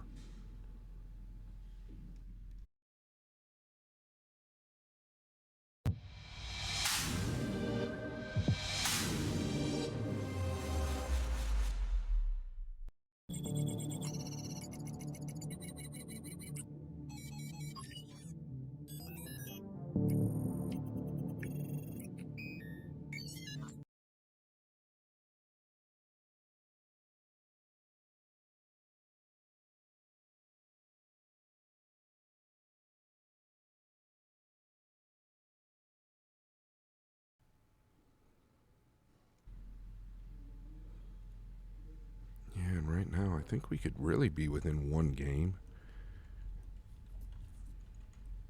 Possibly. A couple of decisions there, and then the scratch on the 4. The game prior to last that kind of arced on him down into the lower right.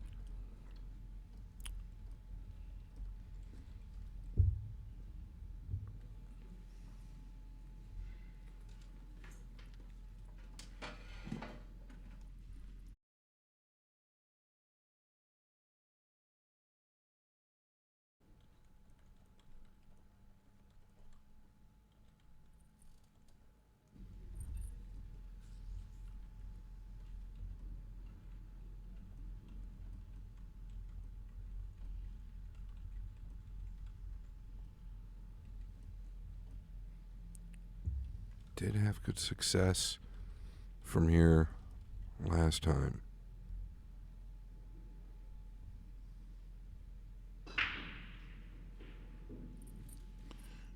that cue ball, I think, was heading towards the left middle.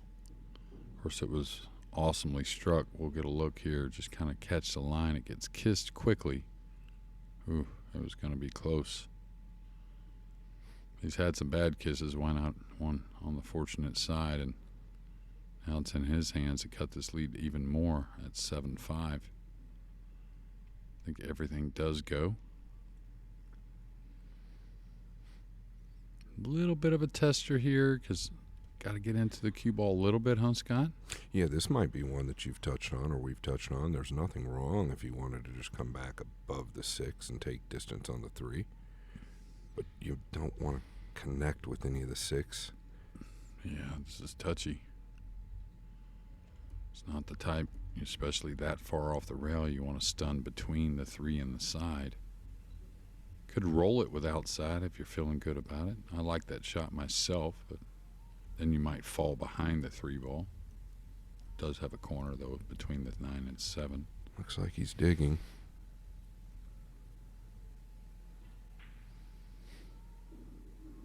You didn't really want to catch a piece of that. He's not out of the woods yet, but the 4 is laying over the top left.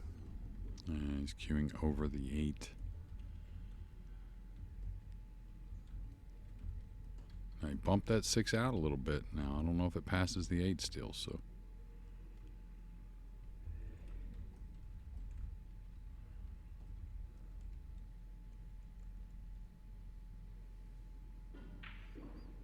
Oh, this pure. Watch out. Oh, no.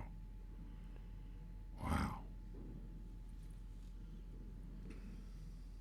Had to have let up on it just a little bit, though. I didn't feel like he was that steep to where he could finish behind the 9.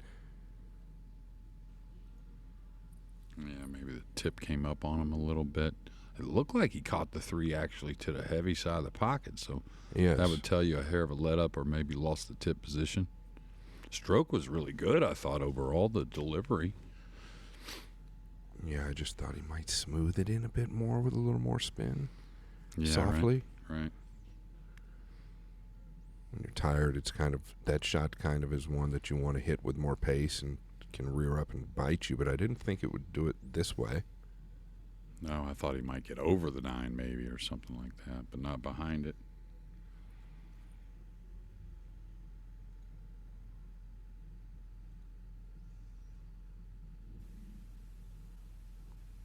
What's he looking at here? That is a massive ball to get over.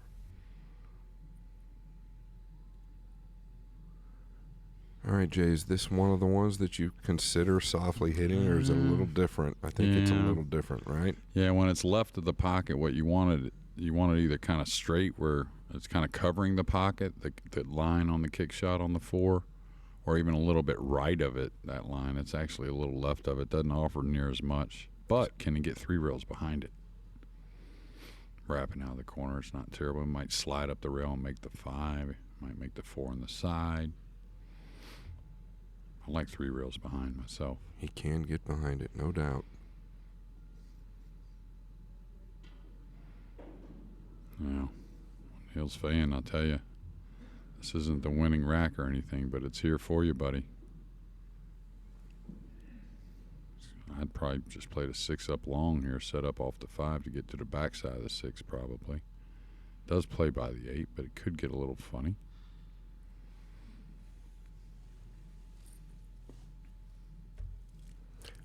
I mean, if the 6 past the 8 was that big of a problem, I don't think he'll do it, but there's always a chance you could go with the 6 now and just nudge it out with the 5 hovering.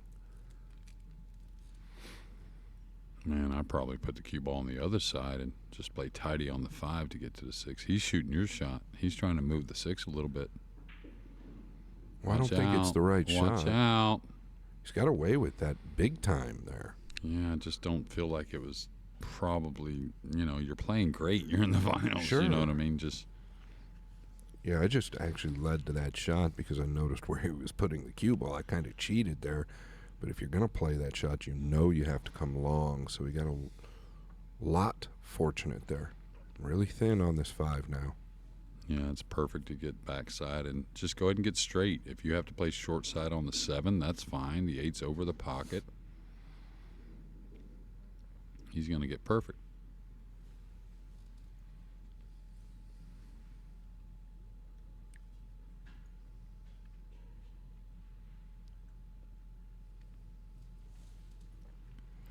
Get the feeling of Niels went from, his normal, he's a grinder, but fairly loose and maybe a little pressing at the moment. I get it, trying to win this tournament.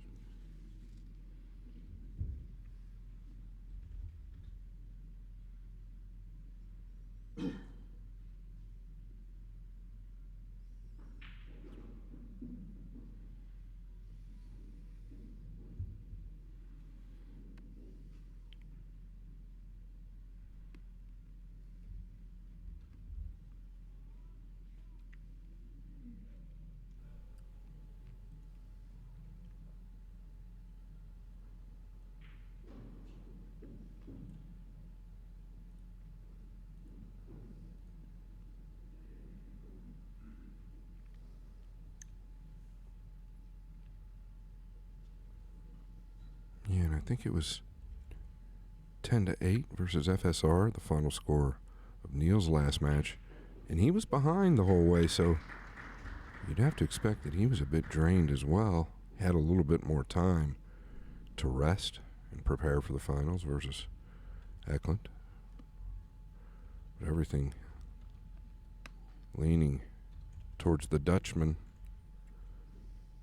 taking home the silverware, as our friend Carl Boys would say.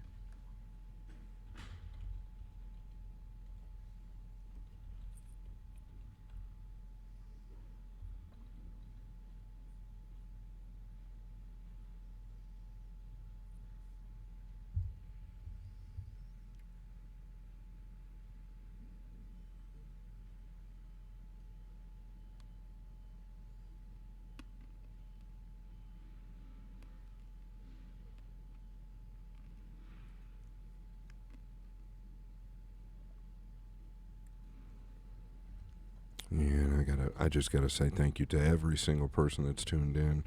We're doing the best we can here, and pretty awesome. The WNT TV is also broadcasting this, and it's a great time to be alive in the pool world.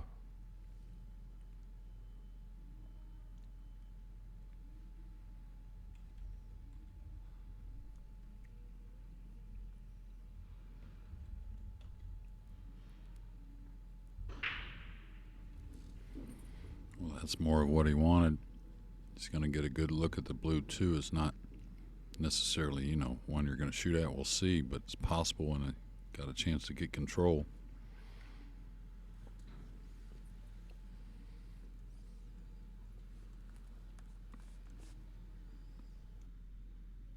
Yeah,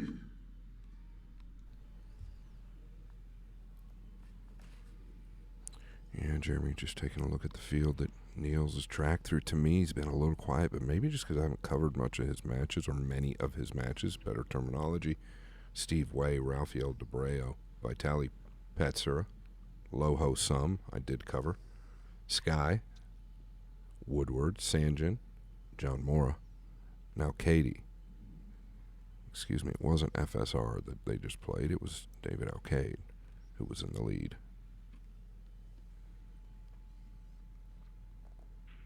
That was his road to get here. A little short there, Jay. Yeah, and I like him going. That's for sure. I always do with these guys. And I think he liked it when he hit it. It looked like he wasn't too concerned.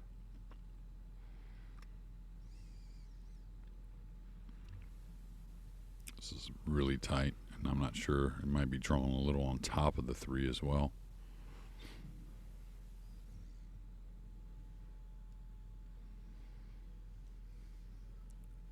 Yeah, trailing by 8-4. He wants to stay aggressive, but you could roll forward probably and load him up on top of the 5.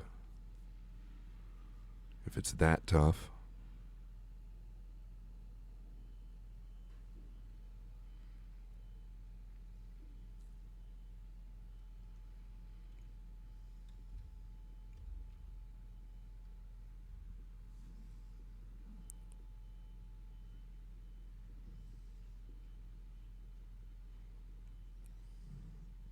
And just laying him on top of the 5, he's probably not thrilled with, because he knows he's going to leave him a pretty easy kick.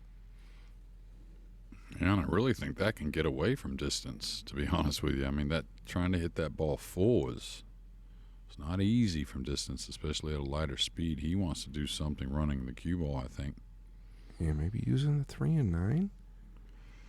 I'm not sure, to be fair. With the inside ball, that's what I would feel like he's trying to do. Ball, he might get a kiss. Okay, he did cross it. Wow. Well, you always felt like that was possible. If you missed the 5, you're probably headed somewhere towards the side. Can he swing this, withdraw with inside, and come 2 cushions, 3 cushions in between the 4-5? I think he can. I think the 3 does pass the 9, so. Low left here, Scott? Can you level out and play the 3 on the right side here? I think the 5's a big ball, even if he can do it. So he likes this shot anyway. Seen him, he shoots it a little more often than some other players with the low left English. Yeah, the 5 is a big ball. Yeah, it seems like it anyways. Definitely. I don't even know that he can beat the corner. Well, he's not cueing too low, so he's definitely got the inside. Has he drawn it? Oh, he's missed it. And I said it earlier. I don't know. I think he may have stepped away, but at the beginning of the match, of course, Niels always a guy that's going to grind, but he seemed looser. Now, later in the match, he really seems like he's pressing a bit, and I'm not sure exactly why, to be fair. He's played beautifully. Now, just a few little struggles, and we'll see if we remember that miss, because that was an opening. 3 does pass the 9, I believe.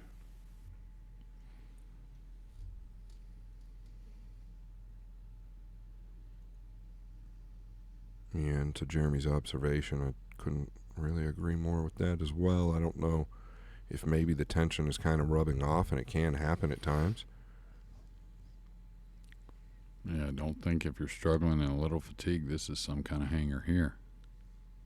Everything starts to look tough, even to these guys. He's taking a lot of time here. Just wondering if there's something I'm overlooking here, or we're overlooking, but I believe the 9 passes. Does he have a steeper angle than we think? That may be the case. The 3 definitely passes the 9, though, because that's what Niels was going for as far as position.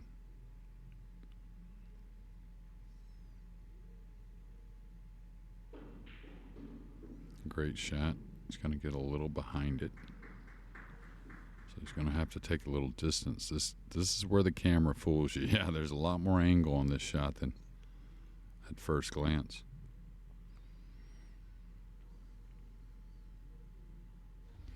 Where do you go, Scott? I mean, it's hard to get an angle on this ball here. You might just have to take the straight long. From underneath? A hair underneath it, lay on the rail maybe? I mean, that gets you away from the 6. If you try to come out, you're really flirting with getting over the 6, somewhat flat. So I think just trying to lay on the cushion here. You're still going to have to make a great shot on the 4, though. It's a little light. Oh, it did get there. Okay, great.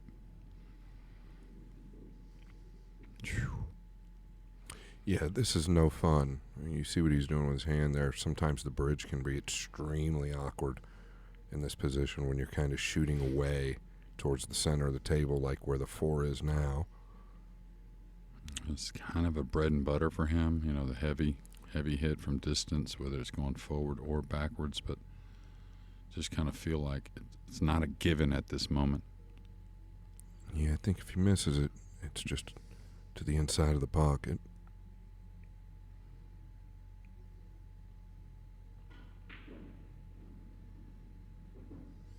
Really caught it fat, Jeremy. And maybe the Q-tip coming up again just a little bit.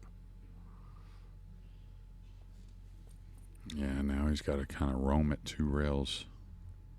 Just hitting a little past the side and just checking the speed a little bit as it comes across the table off the 2nd cushion. Yeah, it just seems like a lot of extra work. Both these guys kind of going through right now. You saw the gesture with the chalk. A little frustration. Not much. Eklent doesn't give us much in that department. Yeah, and still a little shocked at the miss from Niels. That was to get on the heel, really, that 2-ball.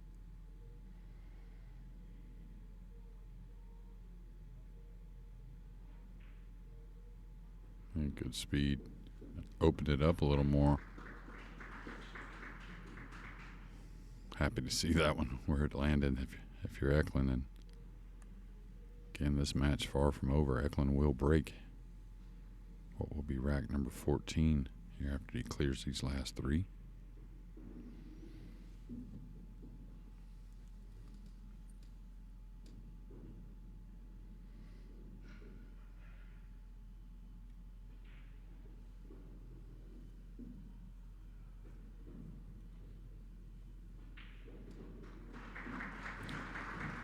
Eklent trailing by 3, 8 games to 5.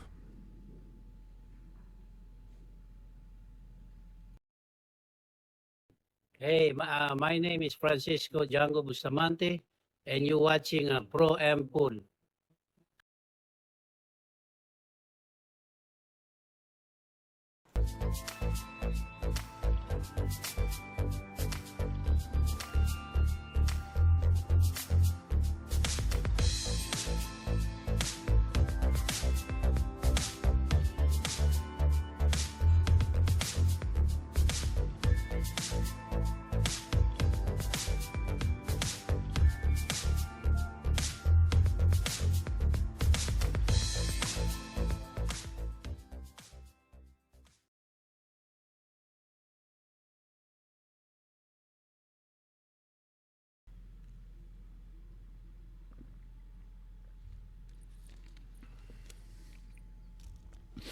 It's been a little bit of, sorry, Scott. Go ahead. I was just going to say it's been a little bit of everything here in this final. Both guys having their struggle with the break at times, few mistakes, but some great pull also. You just wonder how this, second half of the match is going to go. Got to get it going on this end, though. Needs a break and run or two.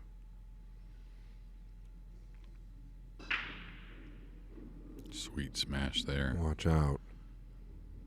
Cue ball's okay, but the 2 is a little blocked, I believe. Boy, it really connected well there, right? Yeah, 0 kisses on the cue ball. Maybe he does have a shot at the 2. It's close. Yeah, We'll I get a think look he's here in just a moment. clipped. Yeah, he's just snookered on the make, huh? Yeah, I mean, I think it's tight. I mean, he'd love to be able to just see the edge of it, just to lay it up on the top rail. I guess he can see more than what that line even gave me, Jeremy, so I'm pretty close to being able to make it, I guess. Yeah, he's going to run the cue ball with inside 2 cushions, crossing the 2 over behind the 5.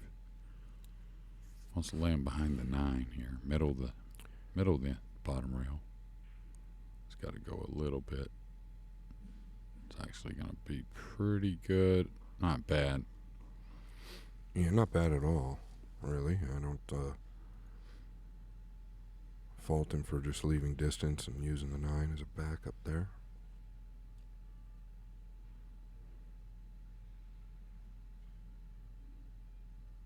Tell you what, it's actually very awkward, this. Can he go through it and kill the ball on the right rail and bank the 2 down between the 4-9? Can he do that? I think it's okay. With a check a little bit inside? Yeah, a lot of check. You got to go ahead and spin your ball. But just don't really see much of anything else that I'm in love with. Yeah, I think he does have to send it back down here. I don't know that you're going to get to use the 3, though. You're just really looking for the distance. Anything else is a bonus. I think it'll kill if you put enough spin. I really do. Oh, he didn't spin it at all. He just used a flat ball, and, hard to knock that, really. You're probably going to take the worst of it, though. And yeah, definitely a good chance of it here, the way he plays this ball. He's going to come off our left at the 2, I would assume. Could end up glued to the back of the 3. Some 3 cushions.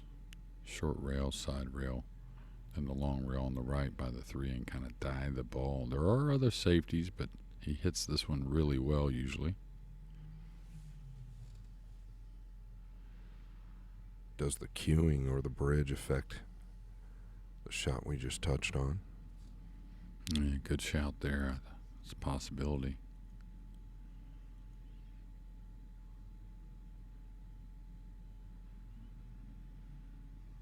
We'll see how he cues the ball. That'll tell the story. And he's getting on the right side a little bit and hitting our left side of the two, his right. So I think he's shooting your shot, Scott.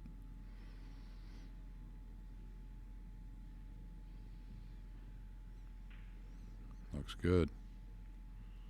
Maybe a little thick into it. Oh, yeah. Did get a little bit of the hit on the three, but what happens there, you don't want to leave that two on the side cushion. You know what I'm saying? So you get a little more into it, really throw that two a lot so it gets out in space. Yeah, I don't know. Can he? I mean, I don't know, number one, if he can even make the two in the lower right, but if he could, I think this is one of those plays where you can warp around the 9. Not saying he's going to play it, but I don't see a lot tactically that's great. And what Scott's talking about is just use speed to kind of create going above the 9 to the side cushion and then coming around. I like it, especially with the alternatives are very few and far between. You just got to try and bury a big ball here, right? Yeah, I really think so, especially with the score line. You've kind of got a little bit of a free roll here to whack at it. It is your break next. To whack at it. That's funny, but it is going to have some speed as it should and as it needs. It will thump if he hits it. Oh, it didn't hit it terrible. It really didn't. Well, he really got into it a lot more than I thought, even coming to the back of the 6 like that. Yeah. So maybe he put some insight on it instead of just allowing a flat high ball to just warp around. Caught it just a little thin. Kaci looking at as if he can go 1, 2, 3 rails above the 4 and then off that right side cushion, drop for the 3. Yeah, steep out of the lower left. It's pretty good. I think it is. Yeah, it looks pretty good to me. I wonder if he maybe bumps the 3 off the 3rd cushion. Table's been checking pretty decent, it seems like. I think this is not easy with the speed he needs to get all the way for that. Does he lay up for the cut on the 3? Just high ball, get 2 rails, maybe a little below the 6, and cut the 3? I felt like he was just looking at your line there to get past the 4. Maybe I'm wrong. I don't think there's an issue getting past the 4. I think the problem is a bunch of speed on this. It really kind of bounces off this 2 ball and comes in a lot tighter than you need. Yeah, I think he's just looking at that line, though, really. Yeah, maybe so. I don't mind him laying up in the center for the cut. I really don't. With the 4 pretty available. Ideally, though, right, if he's coming this way, he'd like to go to the center diamond. But there you're flirting with the 4 a little bit there. Yeah, we'll see how he plays it.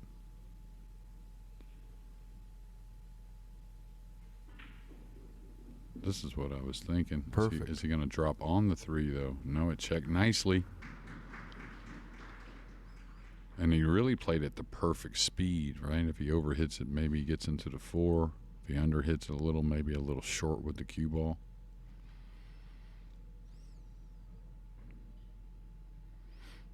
So is the rule here that I heard if one person takes a timeout, that's both players' timeout? Is that what I heard? I don't believe so. Okay, that was on day 1. Someone told me that. I was like, well, that's a little confusing, but what I'm getting at is maybe it's time for Niels to take his timeout. Yeah, You know there's what I always mean? a good time, Jeremy, and I Yeah. agree. You touched on Eklent's timeout, and I think it was valuable at that moment, and very, very observant there with Niels' timeout. He should draw back here.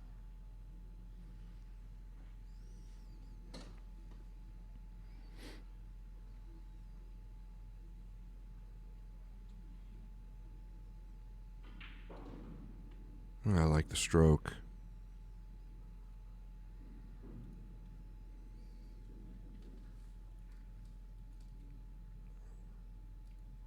just funny how everything's changed, and you can see it and feel it. It's pretty evident how things will rock one way and then the other. Kaci going to be within 2. You feel like this match is even closer for some reason.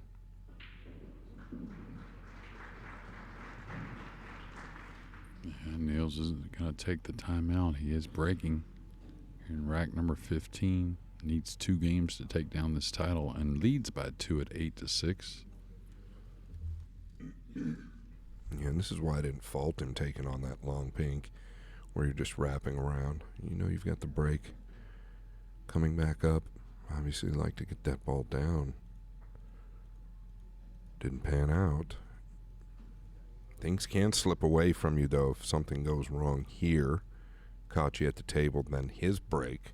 Now all the heat goes back on Feijen.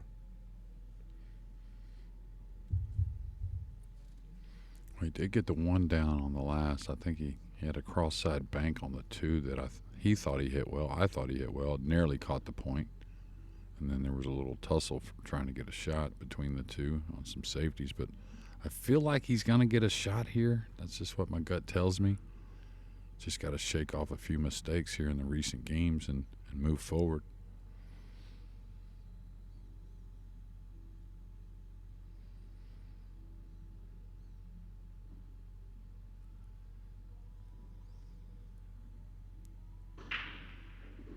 All right, cue ball's gone. See you later. Wow, what a big turn of events here. Yeah, and guess whose breaks next? Yeah. No better time for Kaci. Yeah, we can't look past this. I mean, he did make 2 balls on the break and has served up ball in hand, but the 6 may be a little awkward with the 5-up table.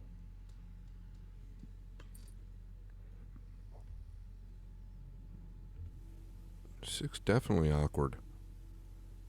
Obviously does play anywhere up table or to both sides, but we'll see how he handles it. Does not play to either corner directly in.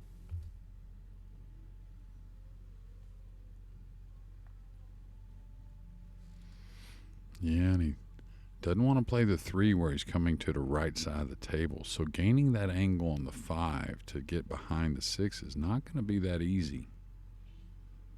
Or let's say totally routine. Tell you, I might try and, I don't know, I might try and shoot this ball in hand and come down between the 3-9 and up a little bit to play the 3 off this and then come off the side cushion here. You could get heavy, but then you might get heavy on the 5 also. I don't know. This is a little tricky, even though it's ball in hand. Yeah, I don't mind playing the 2 on the right side with ball in hand coming down between. That's what I mean. That's what the shot I was talking about. He's just going to play a heavier one, but he's still got to carry this angle. He wants to get a little bit on his right side of the 5, you know what I mean, to where he's cutting it to the right a little bit and swinging the cue ball. At least I think that's what he wants. That way you can swing it between the 6-8 couple rails. So dead center or hair right of there, Scott? Sounds good. I think that's where he wants to be. He wants to get a little closer. Yeah, that's good. That's good there. Now But you just avoid the 8, Jay. Yeah, but that's what I was talking about. Even though ball in hand, he doesn't have a heavy angle here. So this is where we talked about his tip position got lost a couple times on a few little stuns. If he happens to get into this a little more, he might, bring the 8 into play. If he happens to come up with the tip, he might go into the 6. Yeah, what about leveling out a bit more and just coming towards the inside of the 9? It's not terrible. And trusting your speed a little bit. If you don't get there, you've got the right side. Yeah, you got to get into the ball pretty well, though, because, again, there's not a lot of angles. So, but I don't mind that, really. Now, here you got a stun, but you still just don't want to let it go. You could end up, you get between the 6-8, you could fall down here long on the 6, and that could be a problem.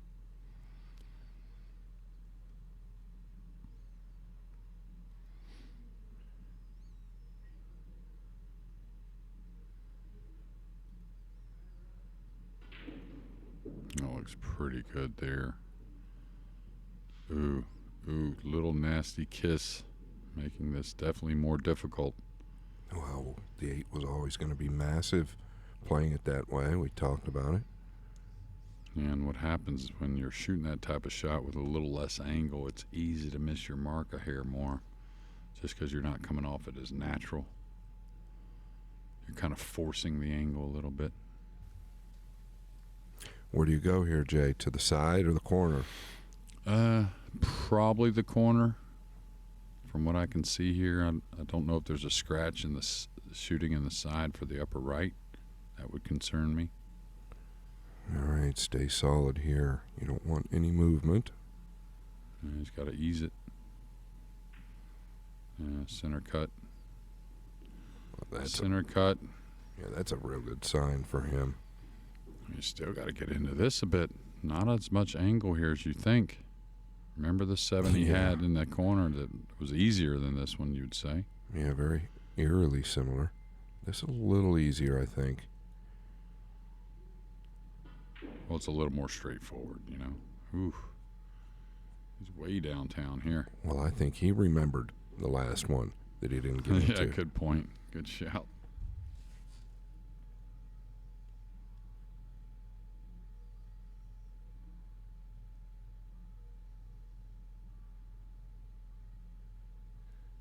Yeah, this is still, you know, he knows he's still got work ahead, of course. The 9, not that tough, but you'll end up on the rail most likely here. Cheated it as much as he could.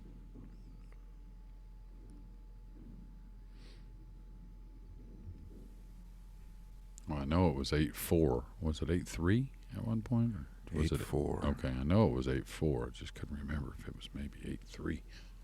It's possible, actually. I feel like it was 8-4, but... Yeah, solid there on the 9, and he will be breaking in rack number 16, so 8-7's our score.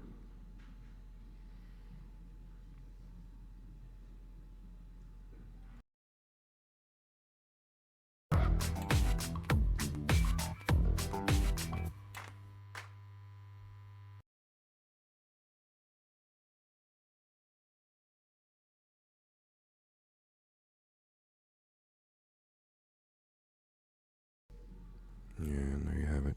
U.S. Open, August 18th through the 23rd. Harrah's Resort in Atlantic City. What a great event. Without a doubt, toughest event in the States to win. Pre-sale starts tomorrow, the 14th. General sale, the 16th. You got to check it out if you haven't. I know Jeremy's been going to the U.S. Open since he was young. They've really made some big moves as of late. Yeah. I'll tell you, if you're a fan, which always looking for our pro side of the game to grow and get bigger and better, and if you're a player, it's jumped up 40%, that purse. Or no, excuse me, it's jumped up 66%, going to from 300,000 to 500,000 this year. It's pretty good. Not too shabby. I'm not sure what first may be, but I would guess somewhere around 6 figures.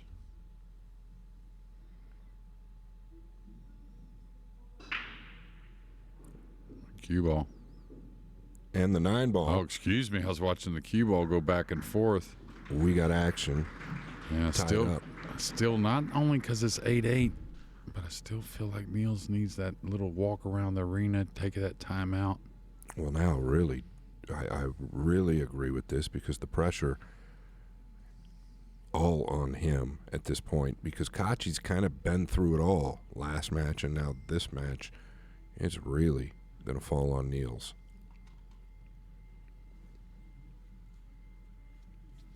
I'm not going to say much about this break. I thought he'd get a break and a shot on the last one. He went right off in the well. Excuse me.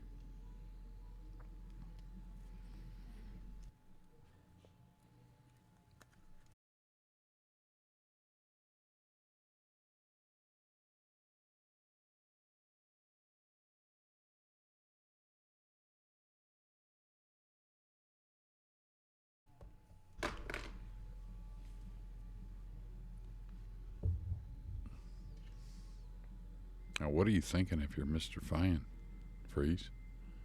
And not scratch. All right, he's going to get it down. The 9's going to cover the 2. Maybe no. Maybe the 5's got it. Oh, man. Yeah, and look at how treacherous this is, Jay, because you can make it maybe with an outside swerve, but you're going towards the 9 and the 3. The 3's just past the side. He's going to have to play a nice little kick shot off the bottom cushion here and nip the 2 up the rail a little and come on the 9. I think you're supposed to be, oh, he's looking at the jump. Now, that's okay. I mean, if you feel like you can make it, at least you can play from there. But how do you get out of there? I get it, Scott, but I think this kick shot is one you should practice. Little variations come up quite often. Yeah, you're talking about kind of coming in wide down here on the short rail and clipping the 2 halfway mark or even a little thinner, right? Yeah, bump it up. You can come across on top of the 9. You can kind of squeeze on the 9 depending on how you hit it. He's going for the extension, so no push out here.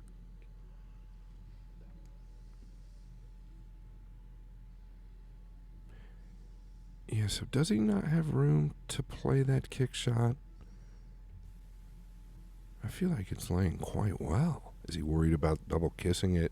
Now looking to come in fuller, which you just touched on. I don't think it's the end of the world either. The 9 is a massive ball there.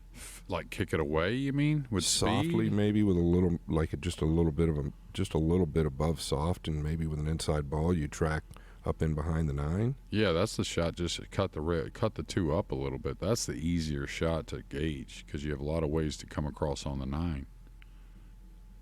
And you want to cut it like that, yeah. Just a little soft, but I think he's good. And that'll get it. You can kick from the right long rail here and hold pretty well behind the 6 and 5. He's so close. Very easy to control at that point.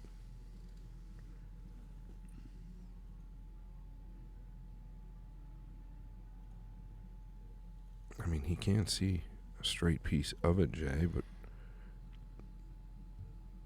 if you can see a piece of it, I would edge it. I would take my chances that I'm going to edge it and not leave the 2-9 as it go up table. Or can he not edge it and get to the rail and go by the 6? No way. Oh, no, you're right. Yeah, it's way too close to the rail.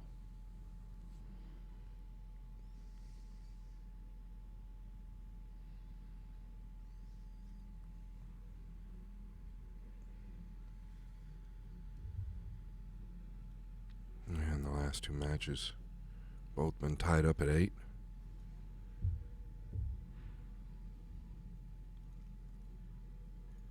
In the last match, it was Kaci that made one of the best kicks I've seen in recent memory. They were tied up at 8 apiece, Jeremy, and he bent the cue ball into a 3-9 kick carom to get on the hill. Was that to get on the hill? Yeah, wow. I believe so. Unless it was 8-7 to That's get what it I at feel 8. like. That's what I feel like it was. Okay, yeah. well, it was a key moment. Yeah, it certainly was after a beautiful shot from Feder.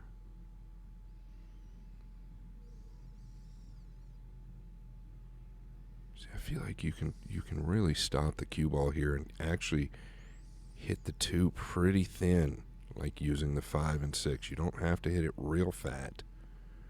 Is he gonna go into the 5 here though? Might go into the side. Yeah, I was thinking that as well. Is he trying to tuck behind the 9? I don't think he wants that much speed. It went into the 5, Jeremy. Yeah, that's what I kind of felt may happen. Yeah, I was talking about maybe catching it thinner. Hard to judge, though. Well, Niels needs to settle the ship here and maintain a little bit just this opening ball alone. Don't feel like it's one you should ever miss, but hey, it is 8-8 in the finals, and he's had a few mistakes of late. I do believe the 6 passes the 9 from that angle, but from this, looks a little different.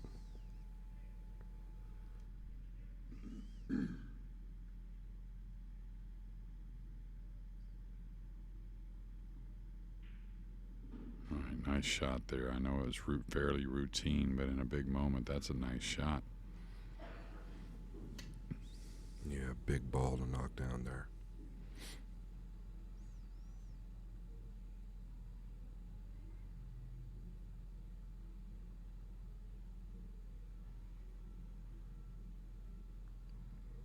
hope everybody's out there sharing the stream. You can't get much better action than the last 2 rounds here.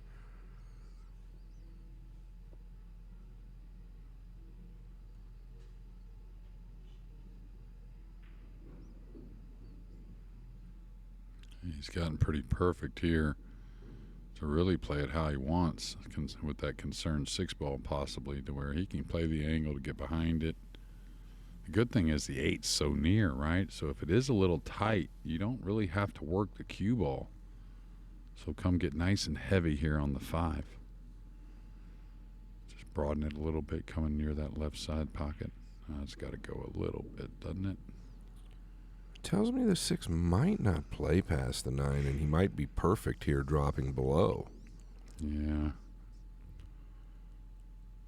I don't think it plays past the 9. So I think this was maybe by design, but he's acting like it was not. Yeah, just the stroke, knowing his stroke, I feel like there was a hair of a let up there. That's what made me think the 6 did go, and maybe he just didn't get where he wanted. Is he in a position to roll and bump the 6 to the rail there and have that shot? Maybe fall behind it some kind of easy way? Yeah, that's what he's looking at, I think, Jay. He played it heavy. Beautiful shot. Played it to the right side of the pocket so he could get by the 6-ball. Yeah, went through the ball clean. I don't think that shot's ever going to get the credit it deserved, but just missing the 6 for position there on the side is pretty sweet. A big time out here under the gun. Yeah, it didn't seem real difficult, but things were not going the Tournament's way. They are now.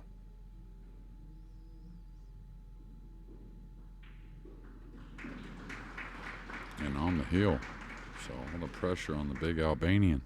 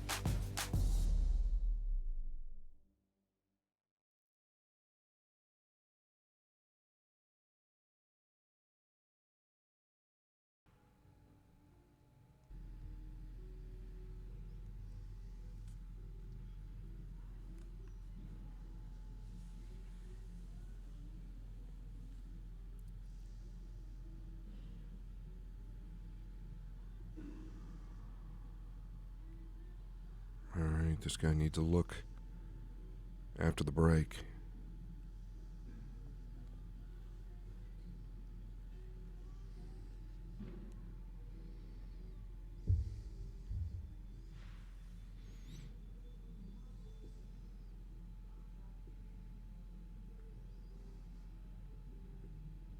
I definitely don't think he's going to back off any power. No, watch out for, of course, some kisses that could be friendly, and who knows otherwise. Keep an eye on the 9.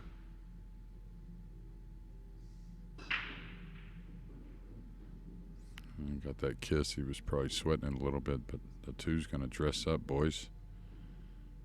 We're looking at another 9-9 match here. A lot of work, though. Can he play the 5 off the 7, though? That's really pretty natural where the 6 is at. Oh, that's a perfect call. I mean, he just eases this in. Got on the 3, he's got the 4, and the 5 like you talked about.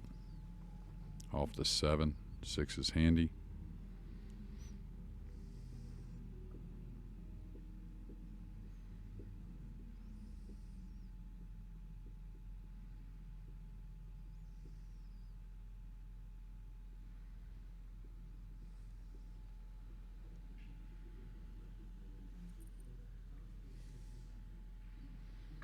Yeah, Yeah, I didn't feel like there was any reason to get thin on the 3 and try and flirt with the 9 here, and I don't think he will, unless he doesn't recognize the 5 off the 7.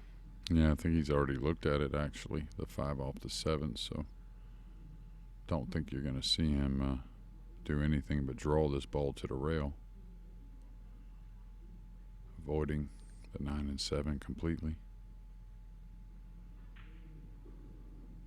Well, got a little thinner than he wanted. A couple of times in that same shot, Jeremy, a couple of times where the cue ball just didn't kind of get back the way we thought it would. Yeah, one of them he got snookered on earlier, I believe it was. Yeah, on the 9. Yeah. Yeah, shooting that 3 ball when he was over the 8 a little bit. Crucial game as well. They're all crucial, right? Sure. Now, do you play the 5 into the rail first, or do you just try to trim the 7? I think you've got to use the rail.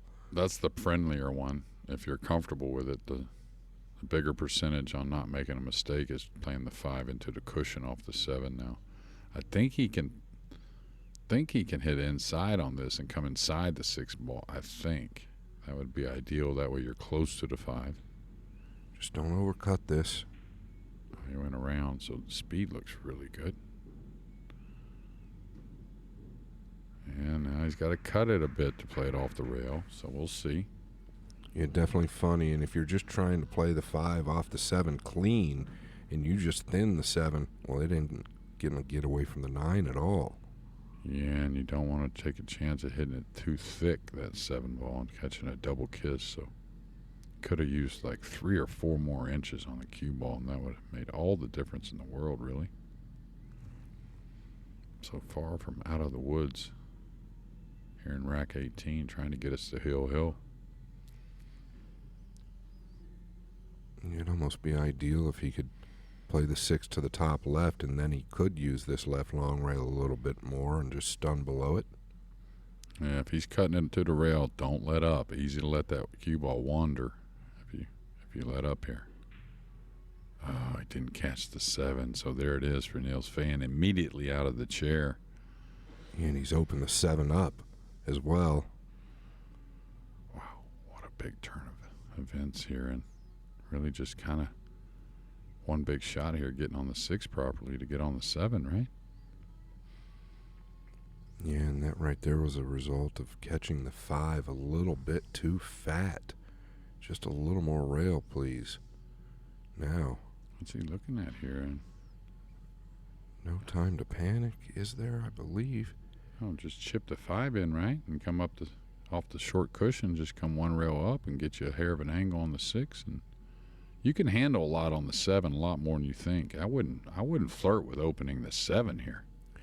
Yeah, he's looking at rail first, maybe? Never in a million years a real reason. Maybe he's just looking to clear the 7, 9 bothering him for some reason. No, all he needs is somewhere where he's at right there, where he's pointing the cue, and he can run the cue ball with top inside off the 7 easily. Fully agree. Tend to maybe be in a position where he's overthinking it a little bit. Yeah.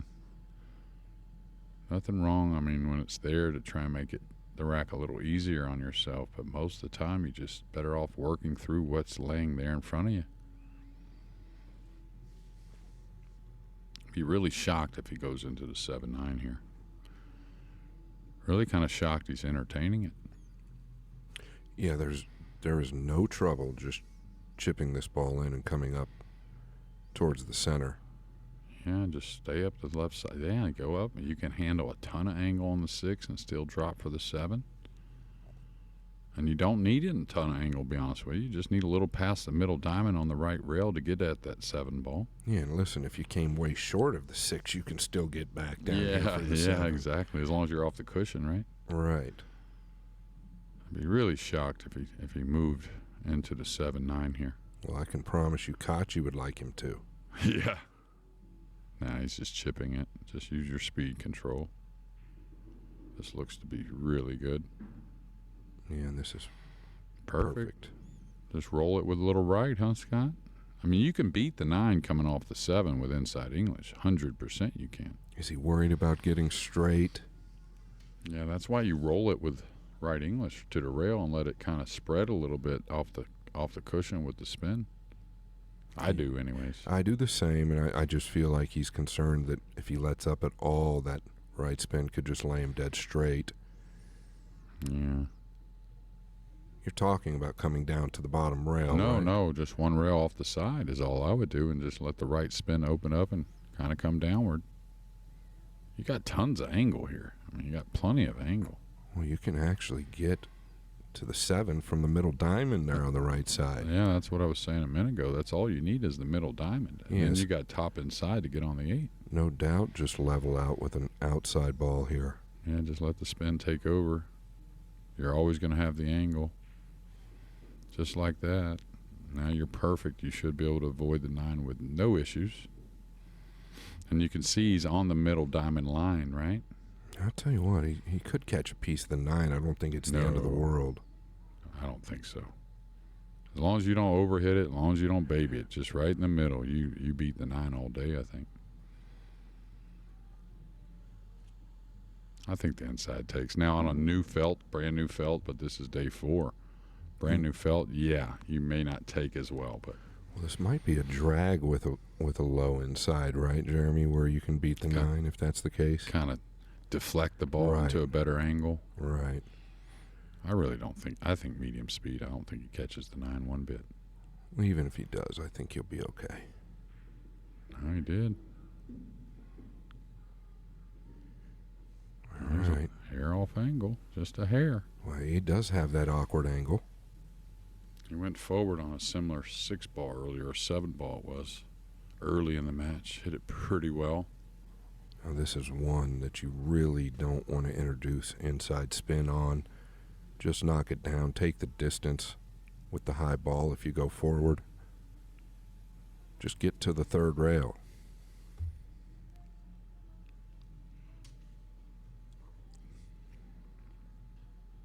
Hard not to draw this, though, but it seems like a little bit of a funny side. Yeah, I don't blame him trying to draw or stun. Boy, now, and also, I wouldn't even apply any right English myself. I'd probably just go straight top if I was going to shoot it. Absolutely, just said that 100%. Oh, is that what you said? I just said that I was exact like, same excuse me, I thing. was No, thinking you're about the other good. shot. So. You're good. Just tells me I'm doing okay. Hmm. Yeah. I was What thinking about just about that pinching 7 back, ball. Jay? That's okay. Nothing wrong with pinching, but I like going forward too. Oh, he peered it. Really nice. Take the pot. Take the pot, Niels Feijen. Didn't let back at all. Well deserved. It's going to be a great final to remember. Heck of a field. One of the veterans takes it down against one of our top players on tour. Niels Feijen, Hall of Famer, is our winner here at the Open Nineball Professional Players Championship. What do you think, Scott? I appreciate everything. I appreciate you, Jeremy, Frank Mialetti. Thank you, everybody, for turning in. It means the world to us. Congratulations to Niels Feijen, Eklent Kaci. Heck of a performance, heck of a fight. He just won the last ranking event. He'll be doing all right in points. They'll probably keep the stream up. I want to thank Digital Pool and WNT TV. I think they've done a great job working together and going forward. It's going to be some big things. Thank you all so much. I know JJ and I are a little burnt out, but we'll talk to you soon.